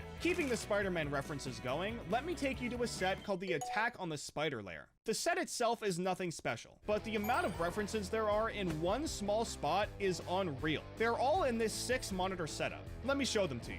First off, there's a clear reference to the LEGO Marvel video games in the bottom right. Then on top of that, there's an email from Jameson calling Peter's picture horrible and firing him. But my favorite one by far is on the screen in the bottom left. There are a few different spider suits on display, but do you notice anything about the one on the top right? It looks a little weird for sure, but that's because it belongs to the bombastic Bagman, an alternate persona of Spider-Man. We've only ever seen him in the comics and a few games, so I was super surprised to see him get referenced in this set. After looking at that screen on the bottom right, that reminds me that I haven't shown you anything from LEGO Marvel video games. So let me show you something that's super cool. It's in LEGO Marvel Superheroes and has to do with character transformation. As I'm sure you know, every character has their own special transformation in this game, but Stan Lee has one that's a little surprising. Somehow, he's able to transform into his own version of the Hulk. Not a Mark Ruffalo Hulk, not a Lou Ferrigno Hulk, but a Stan Lee Hulk. And as cool as this is, it actually doesn't end here. If you go to the elevator on the SHIELD helicarrier and transform while going down, you end up with this super sick, almost Hulk version of Stan Lee. Getting back to real-life LEGO though, the last few details I want to show you are in the Avengers Endgame Final Battle set. A huge part of the final battle in the actual movie was the van from the Ant-Man series. And as you can see, it's very much a part of this set. But the most important thing about it is the fact that you can get to the quantum realm with it. So there's no way LEGO could replicate that, right? Well, they actually did, and they did a really good job too. The piece in the back looks just like the portal from the movies, and still lets you open and close the door to the van. But the next and last detail in this video is in the bottom left room of the set. To win the final battle, we all remember the huge sacrifice Tony Stark made to save the universe. But that glove wasn't just found on the ground. He made it himself, and it's sitting right there in that room. I know it doesn't really look like it, but look at the panels on the side of it. This is definitely that same glove that he used to snap Thanos out of existence. In the LEGO Mario question block set, just like you can in the games, there are 10 you can find in total, and they're all used as play features with the Mario figure that comes with the set. But one of them is in a super weird place. Look at this picture of the set before it's finished. Can you see it? The star is right above this black beam, and it's super tiny. This is by far the hardest one to find in the whole set, but there are over 70 Easter eggs in the X-Men Mansion set, so let me show you some at a rapid-fire pace. This picture is based on a super famous cover from the Days of Future Past comic. 2 turrets are sitting in the front lawn, which was first seen in the Pride of the X-Men TV show. The fire exit is damaged by someone named Pyro, who funnily enough is a mutant with a fire power. The Nightcrawler has a poster which oddly looks like a circus poster, which makes a lot of sense since he was raised in a circus. And a golden pyramid can be found under the floor, which is a reference to the apocalypse made by N. Sahab Noor, otherwise known as the first of the X-Men. Obviously, there are way more that I could talk about, but this next Easter egg is super weird. There's a rumor that you can't subscribe to my channel in 3 seconds or less. Time starts now. Go, go, go! Did you subscribe? Let me know in the comments. Anyways, the next Easter egg is in the Monkey Kid Megapolis City set. Remember how LEGO used to make wooden toys way back in the day? Well, do you also remember that one of their first toys was this wooden duck? Well, take a look at this. A micro version of it is just chilling in the Megapolis City set. It doesn't end there though. There's also a 2x2 tile piece on the back of the duck. But what exactly is this? Well, Monkey Kid himself actually drew this picture in the TV show. So not only is this a 2-in-1 Easter egg, but it represents the bridge between the show and LEGO. LEGO is really good at bringing stuff over from shows or movies to their sets, and one with a super famous and accurate Easter egg is the LEGO Harry Potter Gringotts Bank set. I talked about the Easter egg in Bellatrix Lestrange's vault in a different video, but this time I want to talk about the Sorcerer's Stone. In the Harry Potter universe, we find out that the stone is being kept in Vault 713. Only a very select group of people have this information, but if you go to that vault in the LEGO set, you can find the stone sitting right there behind a wall. Now, Hagrid did end up moving it in the movies, but come on, this is a LEGO set. We can give them some wiggle room. Another set with an Easter egg like this is the Jurassic Park T-Rex Rampage set. Just like every other set in LEGO's catalog, there are tons you can find, but the one I want to tell you about is actually hidden really well. In the movies, we find out that the only reason humans were able to bring dinosaurs back to life was by using frog DNA. So it makes a lot of sense why you're supposed to put a frog piece inside of the dinosaur. Just like that Pink Zane minifigure I talked about a few videos ago, if you don't have a ton of Jurassic Park knowledge, this would have went right over your head. Now, most Easter eggs can only be made once, but LEGO actually reused the same Easter egg twice. Almost. In my first video on LEGO Easter eggs, I showed you how Finn got the blood on his helmet censored in the LEGO Star Wars The Force Awakens video game. Well, since then, another LEGO video game has been released with the exact same movie in it. So how did LEGO censor it this time? Well, instead of a green splotch, they had Finn find some cake on the battlefield, eat it, and get it all over his helmet. Pretty clever, LEGO. However, it's not as clever as the reference you hid in the LEGO Modular Police Station set. There seems to be a crack in the wall on the back of the station, which is a little weird, but I guess it's nothing out of the ordinary. However, there's a small cell on the other side of this crack with a bed and a toilet. And if you lift the bed up, not only is there a spoon hiding underneath it, but there's also a tunnel that leads to the crack on the outside. But the coolest part about this Easter egg isn't the crack, or the bed, or even the tunnel. It's the spoon. This is a direct reference to the Shawshank Redemption, one of the best prison movies ever made. LEGO always does a super good job with Easter eggs like this. Whether it be the X-Men Mansion, Gringotts Bank, or the police station, they're super good at it. And another great example is in the Lord of the Rings Shire set. One of the most well-known scenes in those movies is when Gandalf throws the letter in the fire and reveals the One Ring to Frodo. So, of course, LEGO had to bring that over to the set. But wait a minute, where's the ring? This is just an envelope. Well, just turn the knob on the side, and voila! The ring reveals itself to you just like it did for Frodo in the fireplace. It's super sick, but this next Easter egg is for all my Spider-Man fans. The Ultimate Bridge Battle set has a lot more Easter eggs than the 1962 piece that I covered in a different video, and I think you're really gonna like them. For starters, there's a room at the bottom of the bridge sealed off by some webs, but if you look at the top of one of them, you'll find a camera conveniently pointing at the room. This is probably a reference to the fact that Peter Parker was giving the Daily Bugle all of the pictures of Spider-Man for the new newspaper. But it doesn't end here. One of the walls at the bottom of the bridge has Peter Parker's and Gwen Stacy's initials inside of a heart. Obviously, this is a reference to their love, but some fans think that this is a cryptic message telling us that this is the same bridge Gwen died on. That's just a conspiracy. But this next one was confirmed by the set designer. There's a sign for Route 25 on the bridge, but this highway is a lot more significant than you might know. It goes from the eastern tip of Long Island all the way down into Hell's Kitchen, which is exactly where Daredevil is from. A lot of stars had to align for this Easter egg to work, but like I said, the set designer confirmed it, so that's why the sign is even in here. Remember that wooden duck micro build from the Monkey Kid set? Well, you're gonna need to for this next Easter egg, because LEGO actually does this a lot. I showed you something similar in the Lion Knight's Castle set, but did you know that you can find 2 micro builds in the A-frame cabin set? The first one is the typewriter piece on the desk to reference the typewriter set, which honestly is a bit of a stretch. But this is absolutely a mini version of the LEGO Ideas Treehouse. There's no denying that. It's not often that LEGO includes a reference not everyone is sold on, but for a specific one in the Friends apartment set, if LEGO didn't tell us about it, I'm not sure how many people would have actually believed it. Monica's kitchen has a giant turkey sitting on the table, and since it can't fit on her head like it did in Season 5, Episode 8, it definitely isn't a reference to that. Luckily for us, LEGO listed a bunch of references for this set on their website, so we were able to find out that this turkey pays homage to all the Thanksgiving episodes Friends did over the years. But this isn't the only reference on Monica's kitchen table. There's also a brick-built version of Phoebe's dollhouse when it got lit on fire. It's by far one of the most well-known things to happen in Friends, so of course LEGO had to include it. Not every Easter egg has to be based on something else though. LEGO can get pretty creative with Easter eggs, and a good example of that is in the Minifigured tribute set. It has some pretty sick Easter eggs, like the blue wristband that represents the one you get when you tour the LEGO house. But I want to show you something on the inside of the set. Pirates are almost always sailing the high seas, so what's the one thing they'd probably be thinking about while they're out there? If you need a little help, the island on the inside of the minifigure's head might be able to give you the answer. This is what I meant by LEGO being creative. Clearly, they never forget even the most important details, and it's obvious when you see what they did in the Sesame Street set. This set is pretty small, so there isn't a whole lot they could have done here, and unfortunately, not every character from Sesame Street got a minifigure in this set. But like I said, LEGO never misses the details. So not only is there a painting of Abby Cadabby on one of the walls, but they even added Oscar the Grouch's worm Slimy right outside of his trash can. There's also a big tile piece for Biff and Sully's construction company, a picture of Zoe and Rosita right next to Elmo's bed, and Big Berg's drawing of Mr. Hooper. Basically, the whole gang is here, which is especially good since this set was obviously made for kids.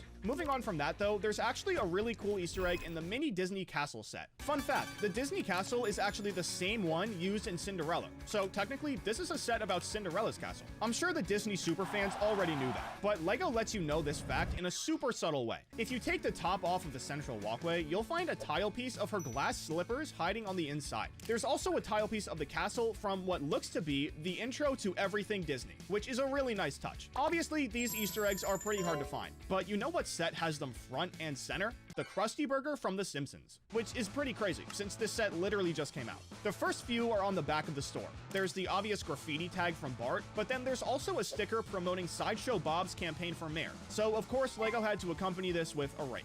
Then there's a missing poster for the Krusty Burglar, which of course is referencing the scene where a random kid in the crowd screams, "Stop! Stop! He's already dead." But the best one by far is at the grease trap. In Season 10, Homer starts a business selling grease, and the grease he was selling came straight from the Krusty Burger. He used a shovel to load the grease into Marge's car, which unfortunately isn't in this set, but the reference still holds true. Now for this next one, I want to take you to the Monkey Kid City of Lanterns set. Since this is a city, you already know there are tons of Easter eggs here, but the one I want to show you is actually really hard to spot. Because the city is so big, there's an information center that people can use to find their way around. And I know it sounds crazy, but the Easter egg is actually hiding right here in plain sight. See this guy on the tile piece with an eye on his head? Well, he's actually the Infomaniac from the Lego Island video game. This is one of the most subtle references I've seen in LEGO, so if you knew who this guy was, give yourself a pat on the back. Anyways, the last Easter eggs I want to show you are in the Sanctum Sanctorum set. Say that 5 times fast. Since this is a Marvel set, of course you're gonna have your pictures of Doctor Strange and ads to join the Agents of S.H.I.E.L.D. But not only does this set have a crazy play function, but it also has a super sick Easter egg similar to the Route 25 one in the Bridge Battle set. Right next to the ad for S.H.I.E.L.D., there's a giant portal that only experienced sorcerers can access. Once inside, you'll find some of Strange's most powerful artifacts, like the Book of Cagliostro, guarded by golden chains and the Time Stone.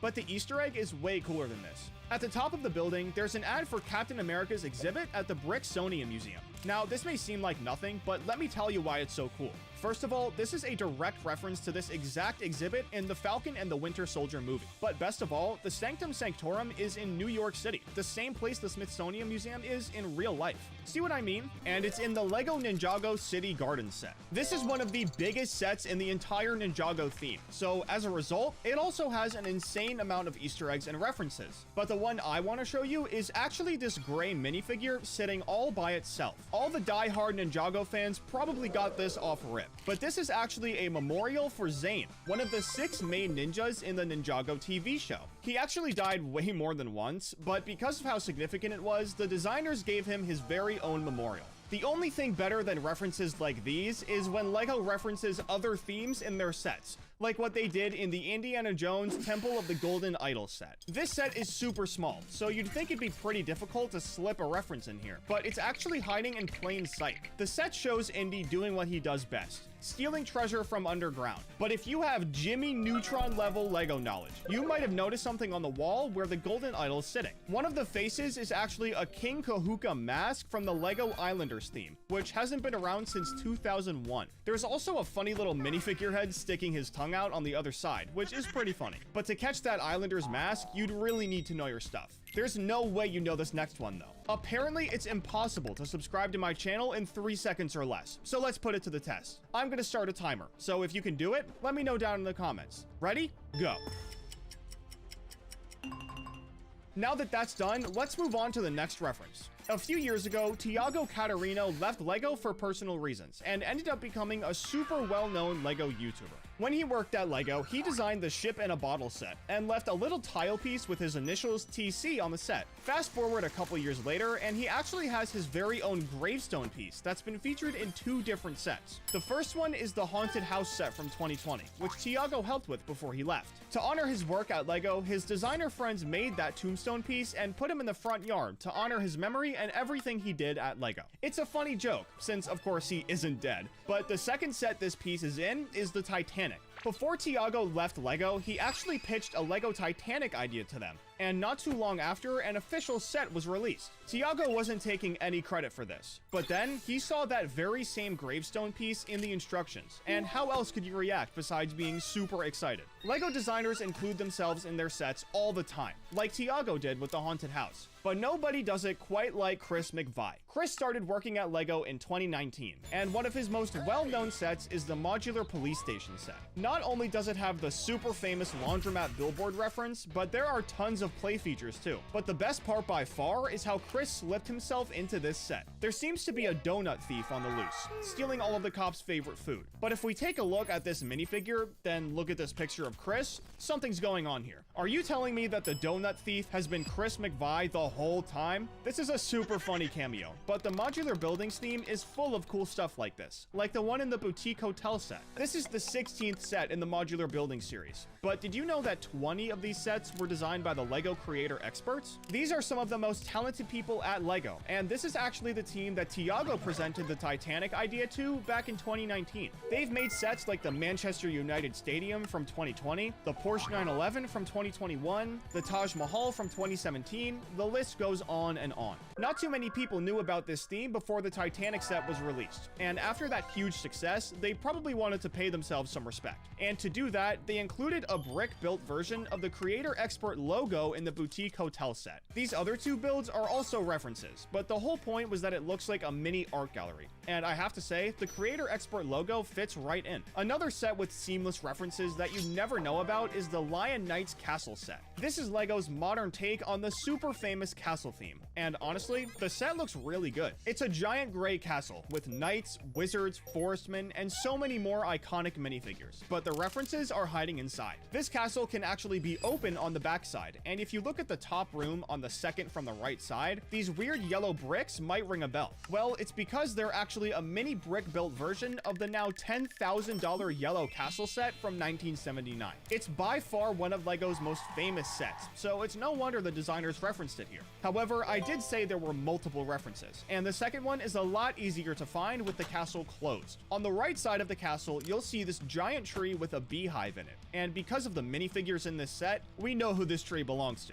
The Forest Men are most famously known for their hideouts, so of course LEGO had to include one in this set. You can actually flip the rocks sitting on the water and find that little hideout, but it doesn't end there. Once this is open, you can also slide the back wall of a prison cell over, showing that a particular cell has a major defect. This is definitely one of the coolest play features LEGO's made recently. But switching gears, I actually want to take you back to the LEGO Ninjago City Garden set. Like I said, there are loads of Easter eggs and references in this set. But did you know there's a literal Easter egg in this set? Okay, I guess it's not exactly literal, like the one in the Atari set. But do you see all these tile pieces with Japanese writing? Well, one of them actually directly translates to Easter egg, which is pretty sick. But why is this tile piece even here? And where can you find it? Well, you actually have to completely remove this little ninja shop, and you'll find it sitting underneath it. That isn't it though. This tile was covering a gray box with a 1x1 green transparent piece, and this is by far one of the deepest cuts I've seen in a LEGO set. This singular piece is actually a reference to a giant cyberpunk city made by Brolug that was on display at Brickworld in Chicago in 2013. Now, Brolug was actually a group of people that made huge builds like this one, and from what I can find, the designer of Ninjago City Gardens, Marcus Rollbuehler, was never in the group, so I guess he made the reference simply because he liked the build. It all started with that Japanese tile piece though, and funnily enough, there are pieces like this in a bunch of different sets, like the LEGO Star Wars Cantina. I'm talking about this piece with R2-D2 and C-3PO on it, with a line of this weird language on top. This isn't just some weird language though, it's Arabesh, the most spoken language in the Star Wars universe. It translates to the word wanted, which actually makes perfect sense for this set. In A New Hope, an Imperial spy named Garandan Ez Zavor was informing the Empire about Luke and everyone he was with, and he actually got his own minifigure in the set. In the movie, everyone escapes safely, but as a result, the two droids ended up on the Empire's wanted list. This is probably because Darth Vader heard about what happened on Tatooine and wanted to get his hands on them immediately. After all, they are his old friends. Not that they'd be happy to see him after what happened though.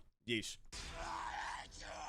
Anyways, the next references I want to show you are in the LEGO Seinfeld set. This set dropped back in 2021, and as cool as it is, I actually want to show you the fridge. It's decked out with magnets, with the most obvious one being Superman. This one is here just like it is in the real show, but there's a specific picture on the LEGO fridge that isn't on the real one, and it really stands out. I'm talking about this random dude. Like me, you might be wondering who this guy is. Well, his name is Larry David, and he's actually one of the main people that helped Jerry Seinfeld produce the show. Props to LEGO for showing David some love. I guess he just wasn't cool enough to get his face on the fridge in the real show. But then again, he's not Superman. Up next is the fact that this Women of NASA set is a reference in and of itself. The set features 4 women: Nancy Grace Roman, Margaret Hamilton, Sally Ride, and Mae Jemison. All of these women played critical roles in getting NASA to where it is today, whether it be astronomy, engineering, physics, you name it, and one of these 4 women probably did it. Now, let me direct your attention to Margaret Hamilton. Her big role was being a computer programmer, which for the 1960s is a huge deal. If it wasn't for her, NASA literally never would have been able to get Neil Armstrong and Buzz Aldrin on the moon, so they have her to thank. Now, about that reference. Her build in LEGO might look like nothing, but it's actually referencing this picture of her standing next to her source code for the Apollo guidance computer in 1969. It's by far her most famous picture, so it only makes sense that LEGO would honor it in this set. While I'm talking about space, let me show you some super discreet references in the LEGO Galaxy Explorer from 2022. Just like the Cantina and Ninjago City Garden sets, the tile pieces in here have some super sick references. Since this set is a spaceship, there are a lot of different computer screens on the inside. Now, you'd think these would just have random fake planets on them, or maybe even binary code, but 2 of them in particular are way cooler than that. One of them is this radar scanner piece, and if you know your LEGO themes, you'll know that this is actually the Blacktron logo. Blacktron is the name of the villain group in the space theme, so this logo fits perfectly into this set. The second tile piece is in the living quarters in the back of the ship, but instead of a radar scanner, it's actually supposed to be a live video feed. Now, this may look like literally nothing, but this giant circle thing is actually a Tahoe canister from Bionicle. It looks like this video feed is one of the astronauts finding life on another planet, which is a little funny, since Bionicle Bionicle's been dead for a while now. Getting back down to earth, there's actually a really cool reference hiding in the attic of the LEGO Disney Castle set from 2016. Disney's made a million different spin-offs and characters since they started back in 1923, so the amount of references that could be here is off the charts. However, the designers chose a really specific movie to reference, Fantasia. This movie is from 1940 and is a lot different from regular Disney movies. Instead of your regular story, there are 8 different segments that all look completely different and tell a different story. And of course, Mickey Mouse is in his magical outfit, which came from this movie. Now, if we make our way to the attic of the LEGO set, we can actually see Mickey's Fantasia hat sitting in a chest in storage. It doesn't fit on his head or anything, which honestly would have been really cool, but the fact that Fantasia got referenced at all is pretty crazy. Another set with references that are high in the sky is the LEGO Tree of Creativity set. If you've never seen this set before, don't worry, you're not going crazy. It was originally given to people who went to the LEGO Inside Tour back in 2017, but then was later sold at the LEGO House in Denmark, so it's no wonder you've never seen it on the shelves. The craziest part about this set, though, isn't the fact that it's super rare, and it isn't the fact that there are references to LEGO themes all over it. It's the fact that it's a mini version of the real LEGO Tree of Creativity. Yes, that's actually a thing. The reason this set was sold in the LEGO House is because that's actually where you can find the real tree. It's over 45 feet tall and made up of over 6 million bricks. Just like its mini counterpart, there are smaller builds all over the leaves, but the most notable one is the crane at the top. Just like Margaret Hamilton in the Women of NASA set, the Tree of Creativity is a reference in and of itself, but this last one is a classic LEGO Easter egg. It's hidden in the Penguin set, and just like how it is with most Easter eggs, it's literally nowhere to be found. But this one is actually hidden under the set, just like that insane reference in the Ninjago City Garden set. You have to take literally everything off, but once you do, you'll find a very fitting snowflake. LEGO does this a lot in their small seasonal sets, like this carrot hiding in the Easter Bunny set, or this bat hiding in the owl set for Halloween. This just proves that no matter how small the set is, there's always something to find. Besides those sets from the Coca-Cola soccer theme, there's literally nothing in those. Random LEGO piece washed up on shore? Well, as random as it may seem, you're actually not alone. Back in 1997, a cargo ship called the Tokyo Express was hit by a massive wave around England, and a few shipping containers fell off of it. Well, one of these containers actually had 5 million LEGO pieces inside of it, and funnily enough, they were all made for underwater themes, like Aqua Raiders and Pirates. It's extremely common to find LEGO pieces on the beach of the UK, so if you've ever been there and found one, now you know why. The next mystery, though, actually ties into this huge spill. Out of the 5 million pieces that were lost at sea, less than 10% have been found by humans. The thing is, though, there's one type of piece that was in the container that no one's been able to find, until now. The piece I'm talking about is a LEGO shark, and out of the 5 million, 51,800 of them were shark pieces. Just last year, a fisherman named Richard West found one in his fishing net, officially making him the first person to find a shark piece from the 1997 spill. Why did it take almost 30 years for someone to find a shark, though? Wouldn't they have just washed up like every other piece? Well, not exactly. Because of the size and shape, the shark pieces sink underwater. So the only reason West was even able to find one was because he's a fisherman. Pretty crazy. The biggest mystery of all, though, is why you haven't subscribed to my channel yet. I upload LEGO videos just like this one every week, so go subscribe to my channel. Anyways, the next mystery I want to tell you about has to do with minifigures. If you've seen a minifigure with a random person's name on it, you might have been a little confused, which makes a lot of sense. I mean, why would a real minifigure from LEGO have something like this? Well, these are actually business cards for LEGO employees. I know it sounds crazy, but it's actually true. Instead of the traditional business cards that everyone else has, certain LEGO employees have a minifigure with their name on the front and contact information on the back. At least, they used to. As of late last year, LEGO is officially reserving them for the family. In other words, if your last name isn't Christensen, then you won't be getting a minifigure business card ever. I'm not entirely sure why LEGO decided to do this, but maybe it has something to do with how much they sell for on eBay. Yeesh. Unfortunately for LEGO, they can't control everything about minifigures, especially the giant ones that have been washing up on beaches since 2007. After all these years, only 6 of them have popped up, but they were quite literally all over the world. The first one was in Zandvoort, Netherlands in 2007. The second one was in 2008 at Brighton, UK. The third one was in 2011 at Siesta Key Beach in Florida. The fourth one was in 2012, and it was actually the second one to wash up in Brighton. The fifth one was in 2014 at Uegahama Beach in Japan, and the most recent one was in 2015 at Topanga Beach in California. Now, considering these minifigs are 8 feet tall and completely made of fiberglass, it's no wonder why there aren't too many of them. So what's the mystery here? Well, isn't it obvious? Who in the world is making these minifigures, and how are they making them wash up on beaches all over the world? Well, after all these years, we finally have an answer. The only hint we had was that the words Ego Leonard were printed somewhere on every single one. They also have weird messages on the front of them, but Ego Leonard are the only words that are on all of them. After all this time, we finally know that Ego Leonard was a guerrilla art project by Leon Kier, a Dutch artist known for his street art and optical illusions. But not every LEGO mystery is so innocent. For this one, I'm gonna have to take you to LEGO Star Wars The Skywalker Saga, but be warned, this mystery is pretty disturbing. In Mos Espa, you can find a silver protocol droid carrying a kyber brick into a house. Once you follow the droid inside, you get this super weird cutscene where he just stares at you with creepy music playing in the background. Then he runs into a room and vanishes. This is for sure a little weird, but this is where the creepy stuff comes in. This protocol droid's name is actually Nobot, and he has a seriously dark backstory. Apparently, he's been wandering around Mos Espa for decades, but no one actually knows why he's there. He even ventures off into the heart of the desert, but no matter what, he always ends up back in Mos Espa. According to Jira, one of the vendors we saw in The Phantom Menace, decades ago, Nobot was the only surviving witness to the murder of a pregnant woman, and he was covered in blaster fire and blood. Even worse than this was the fact that his communications module was known to play back the recording of this woman dying.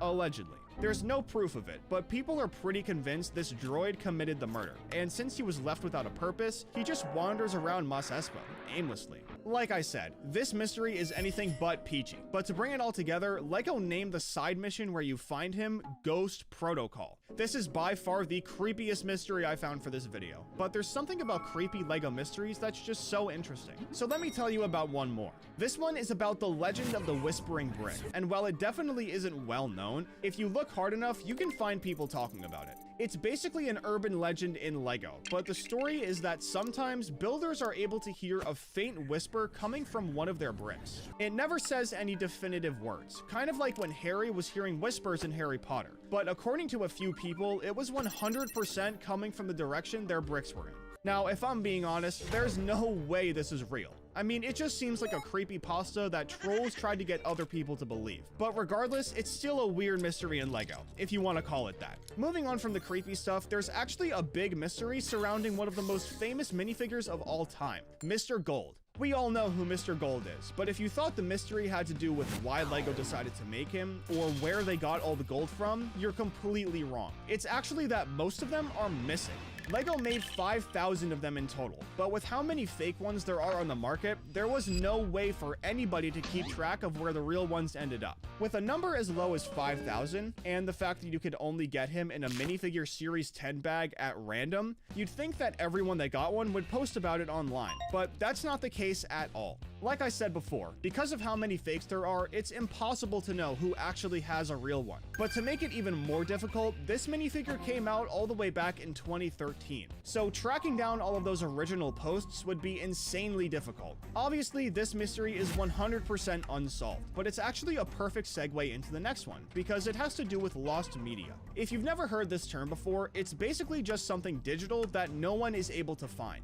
Knowing that, your next question might be, well, Minifigured, LEGO makes toys, so how would they have any sort of lost media? And to that, I would say that you'd be right, if it wasn't for the fact that LEGO's made a ton of TV shows over the years. Obviously, we have shows like Bionicle and Shima, but one that's been lost for a super long time is the LEGO Adventurers show from 1998. It aired on Cartoon Network on March 23rd, 1998, but it was only shown in Europe. On top of this, according to someone on Reddit who actually watched the show, each episode was only about 1 minute long, and they were shown in between other shows, so it wasn't really a full-blown cartoon. The only evidence we have that it even exists is a small advertisement on a page from the LEGO Club magazine for March and April of 1998, and a super low-quality 30-second commercial advertising the show. So there's no evidence of the actual show, just ads for it. TV shows aren't the only thing that's been lost over the years though. There's also tons of mobile games that have been completely wiped from the App Store.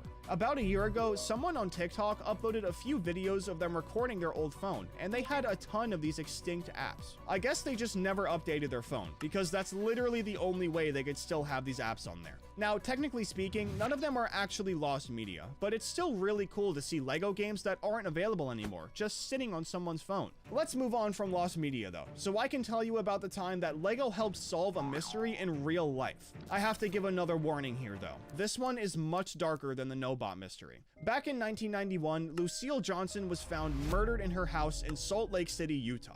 I'm not exactly sure why, but the police back then were never able to find out who killed her, so her case went cold for years and was eventually closed. One of the only details I'm comfortable saying is that LEGO pieces were found at the door to the house, the living room, and in the driveway, and it would turn out that these pieces are what allowed the piece to find the person responsible years later. In 2013, they finally had the technology they needed to inspect the pieces properly, and this is how they cracked the case wide open. The police tested some DNA from the crime scene, and it matched to a man named John Sansing, who was actually already in prison for murder in Arizona. Further analysis revealed that the fingerprints on the LEGO bricks matched his son, who was 5 years old at the time. With this, the police were easily able to link Sansing to the murder, and they were pretty sure he used his son to get inside the house in the first place. Like I said, this story is very dark, but isn't it crazy that the only reason it got solved was because of fingerprints on a LEGO brick? This is by far the craziest story I found for this video, but let's get back to mysteries that stay within LEGO.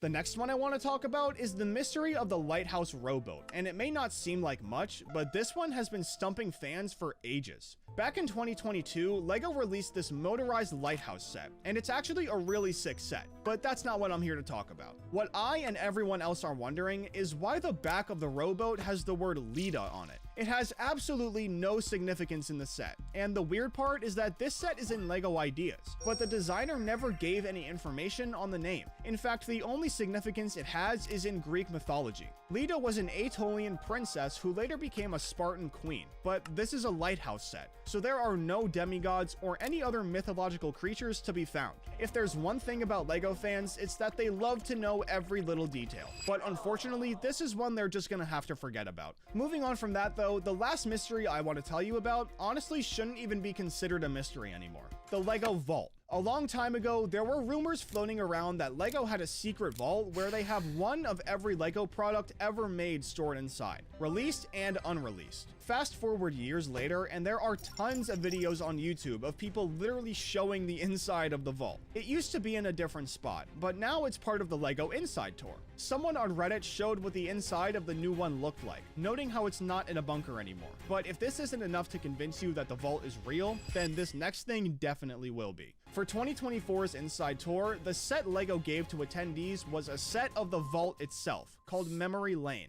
I mean, come on, at this point, there's literally no arguing it. The LEGO Vault mystery has officially been solved, and honestly, it has been for a super long time, in the LEGO Spider-Man Ultimate Bridge Battle Set. If you think you know all the Easter eggs and references in this set, guess again, because as random as this 1962 piece may look, it's a reference to something that only true Spider-Man fans would know. 1962 is actually the year when Spider-Man was first seen in a comic book. He was featured in Amazing Fantasy Volume 15, way back in the day, so I highly doubt you've ever seen it before. There's no way you know about this reference, but some of the other secrets in this video are even harder to spot, so make sure you watch all the way until the end. Up next is actually a secret second part to an Easter egg that's already super famous, and it's in the LEGO Mario Question Block set. Since this set is based on a video game, there are loads of Easter eggs you can find, but one of the most famous ones is the fact that you can pull up a tab on the front of the set and find a mini brick-built Bowser. As crazy as it sounds, this Easter egg actually has a second part. To find it, all you have to do is push down on the platform that Bowser is standing on, and an entirely separate compartment will pop out at the bottom. The coolest thing about this second part is that it's a huge reference in and of itself. In Super Mario N64, the only way Mario can beat Bowser is if he picks him up by his tail and spins him around. And with this secret platform, you can actually recreate that, which is super sick. Now, this next one is definitely weird. I'm not sure why, but apparently you can't subscribe to this channel in 3 seconds or less. I'm gonna start a timer, and if you can subscribe, let me know down in the comments. Ready? Go. Did it work? I hope it did, because I have to move on to the next secret detail. Most of the time, the craziest references in LEGO are in the pieces, especially for sets like the Daily Bugle. But this time, I have one for you that's hidden in a minifigure. This set is notorious for how many minifigures it comes with, which of course I'm not complaining about, but it makes it super easy to miss a certain detail. The Jonah Jameson minifigure has 2 faceplates on his headpiece, and one of them is a reference to a very specific scene in the movies. LEGO doesn't even advertise this on the website, so you'd literally never know he had 2. But the second faceplate is him with webs over his mouth. If you don't know the Spider-Man movies like the back of your hand, this probably went right over your head. But in Spider-Man from 2002, there's a scene where the Green Goblin attacks Jameson inside the Daily Bugle. Luckily for him, Peter was just in his office, so Spider-Man was able to get in between the two of them. However, as usual, Jameson starts running his mouth, and instead of just telling him to shut up, Spider-Man webs his mouth shut so he can't talk anymore. This was a super funny scene in the movie, and I love that the designers brought that moment over to the set. I mean, they were super dedicated.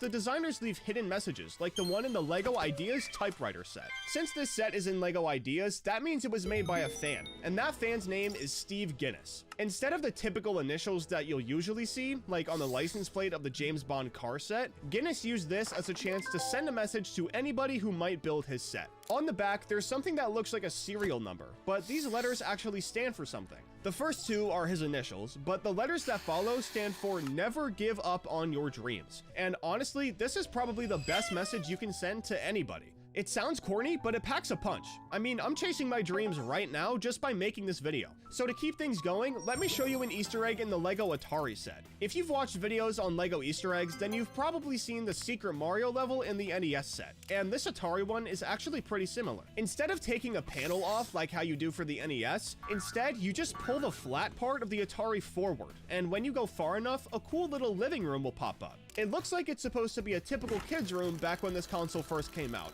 but I can't be too sure. I mean, I'm not old or anything. Regardless, this is a really cool Easter egg, especially because it's basically a play feature. But there's a certain type of Easter egg in LEGO sets that's a cut above the rest. I'm talking about when LEGO throws in Easter eggs that were made in real life, like when they put the A113 logo in the Cars spy plane set, except the one I want to show you is way more well known. I'm talking about hidden Mickeys, and in case you've never heard of them, they're basically Easter eggs in real life. If you go to any Disney theme park, you can find these things hidden throughout the entire park. People go crazy looking for them, to the point where they even try to find and count every single one at every park. But what set did LEGO throw a hidden Mickey into?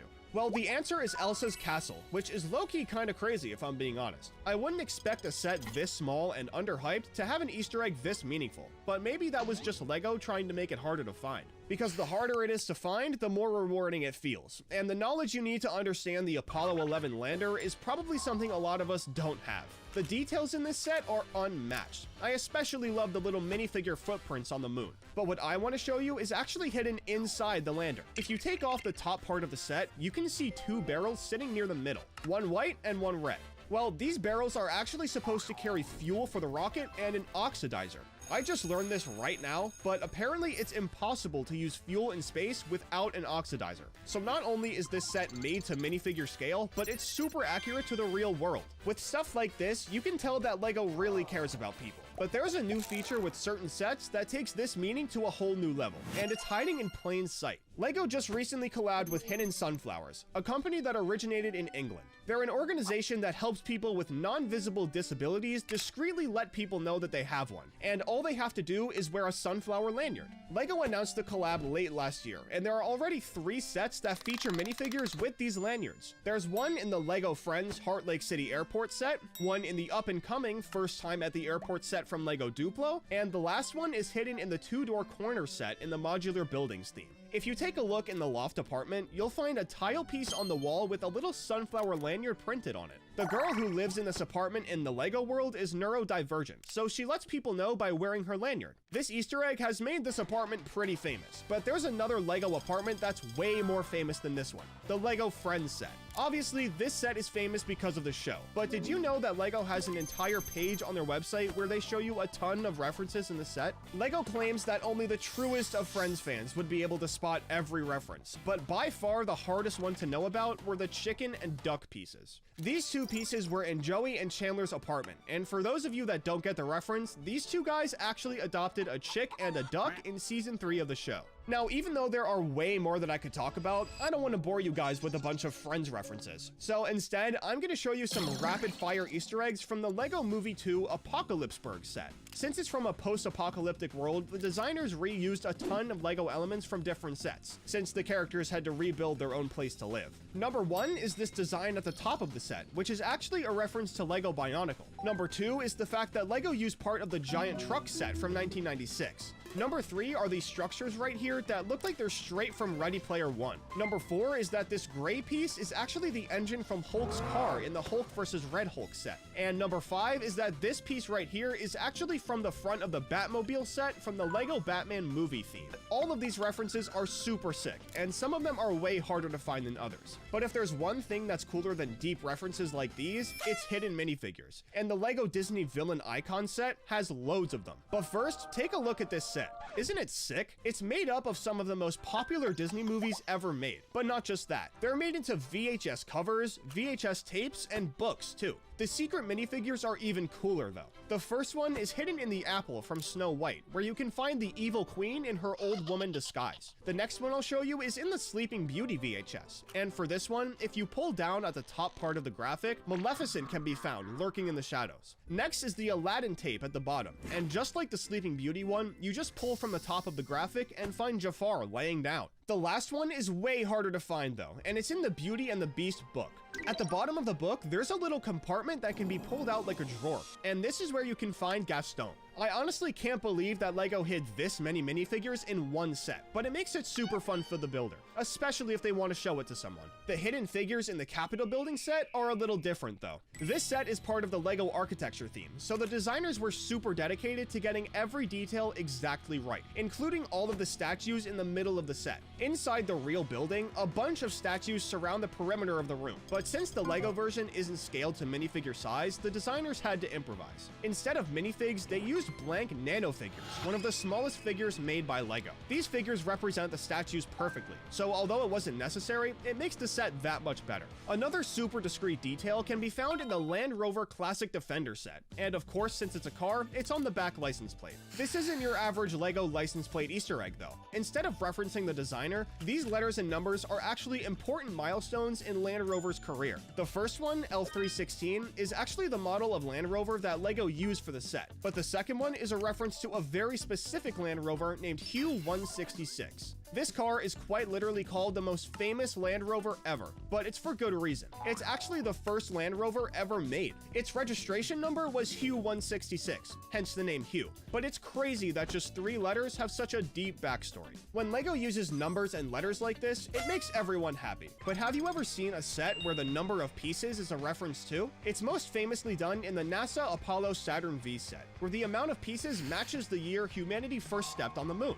1969. This type of Easter egg is actually a little more common than you might think, because something similar happened with the Mona Lisa set. It has 1,503 pieces, but because of the number, you probably wouldn't bother to think of it as a year. However, 1503 is actually the year that Leonardo da Vinci started painting the Mona Lisa. It took him 16 years to do it, but it's a well-known fact that 1503 is when he started. Is LEGO still putting Easter eggs and references like these in their sets though? It's a good question, so let me show you the brand new LEGO Twilight Cullen House. To answer the question, yes, of course LEGO is still going super hard with the Easter eggs. In fact, just like the Friends set, the Cullen House also has a page on LEGO's website, breaking down a bunch of different references. The funniest ones by far, though, have to be the baseball references in the living room. If you've never seen the Twilight series, basically, the Cullens are a family of vampires, but there's a super famous scene in the movies where they actually play baseball and use their powers to their advantage. It's only famous because of how random it is for the movie. So to commemorate it, LEGO added a baseball hat on the coffee table and a tile with bats on it on the wall. The only way to make LEGO Easter eggs any better is if they're funny. And to be honest, it doesn't get much better than this. Did you miss any of the Easter eggs or references in this video? If you did, let me know down in the comments, and don't forget to subscribe.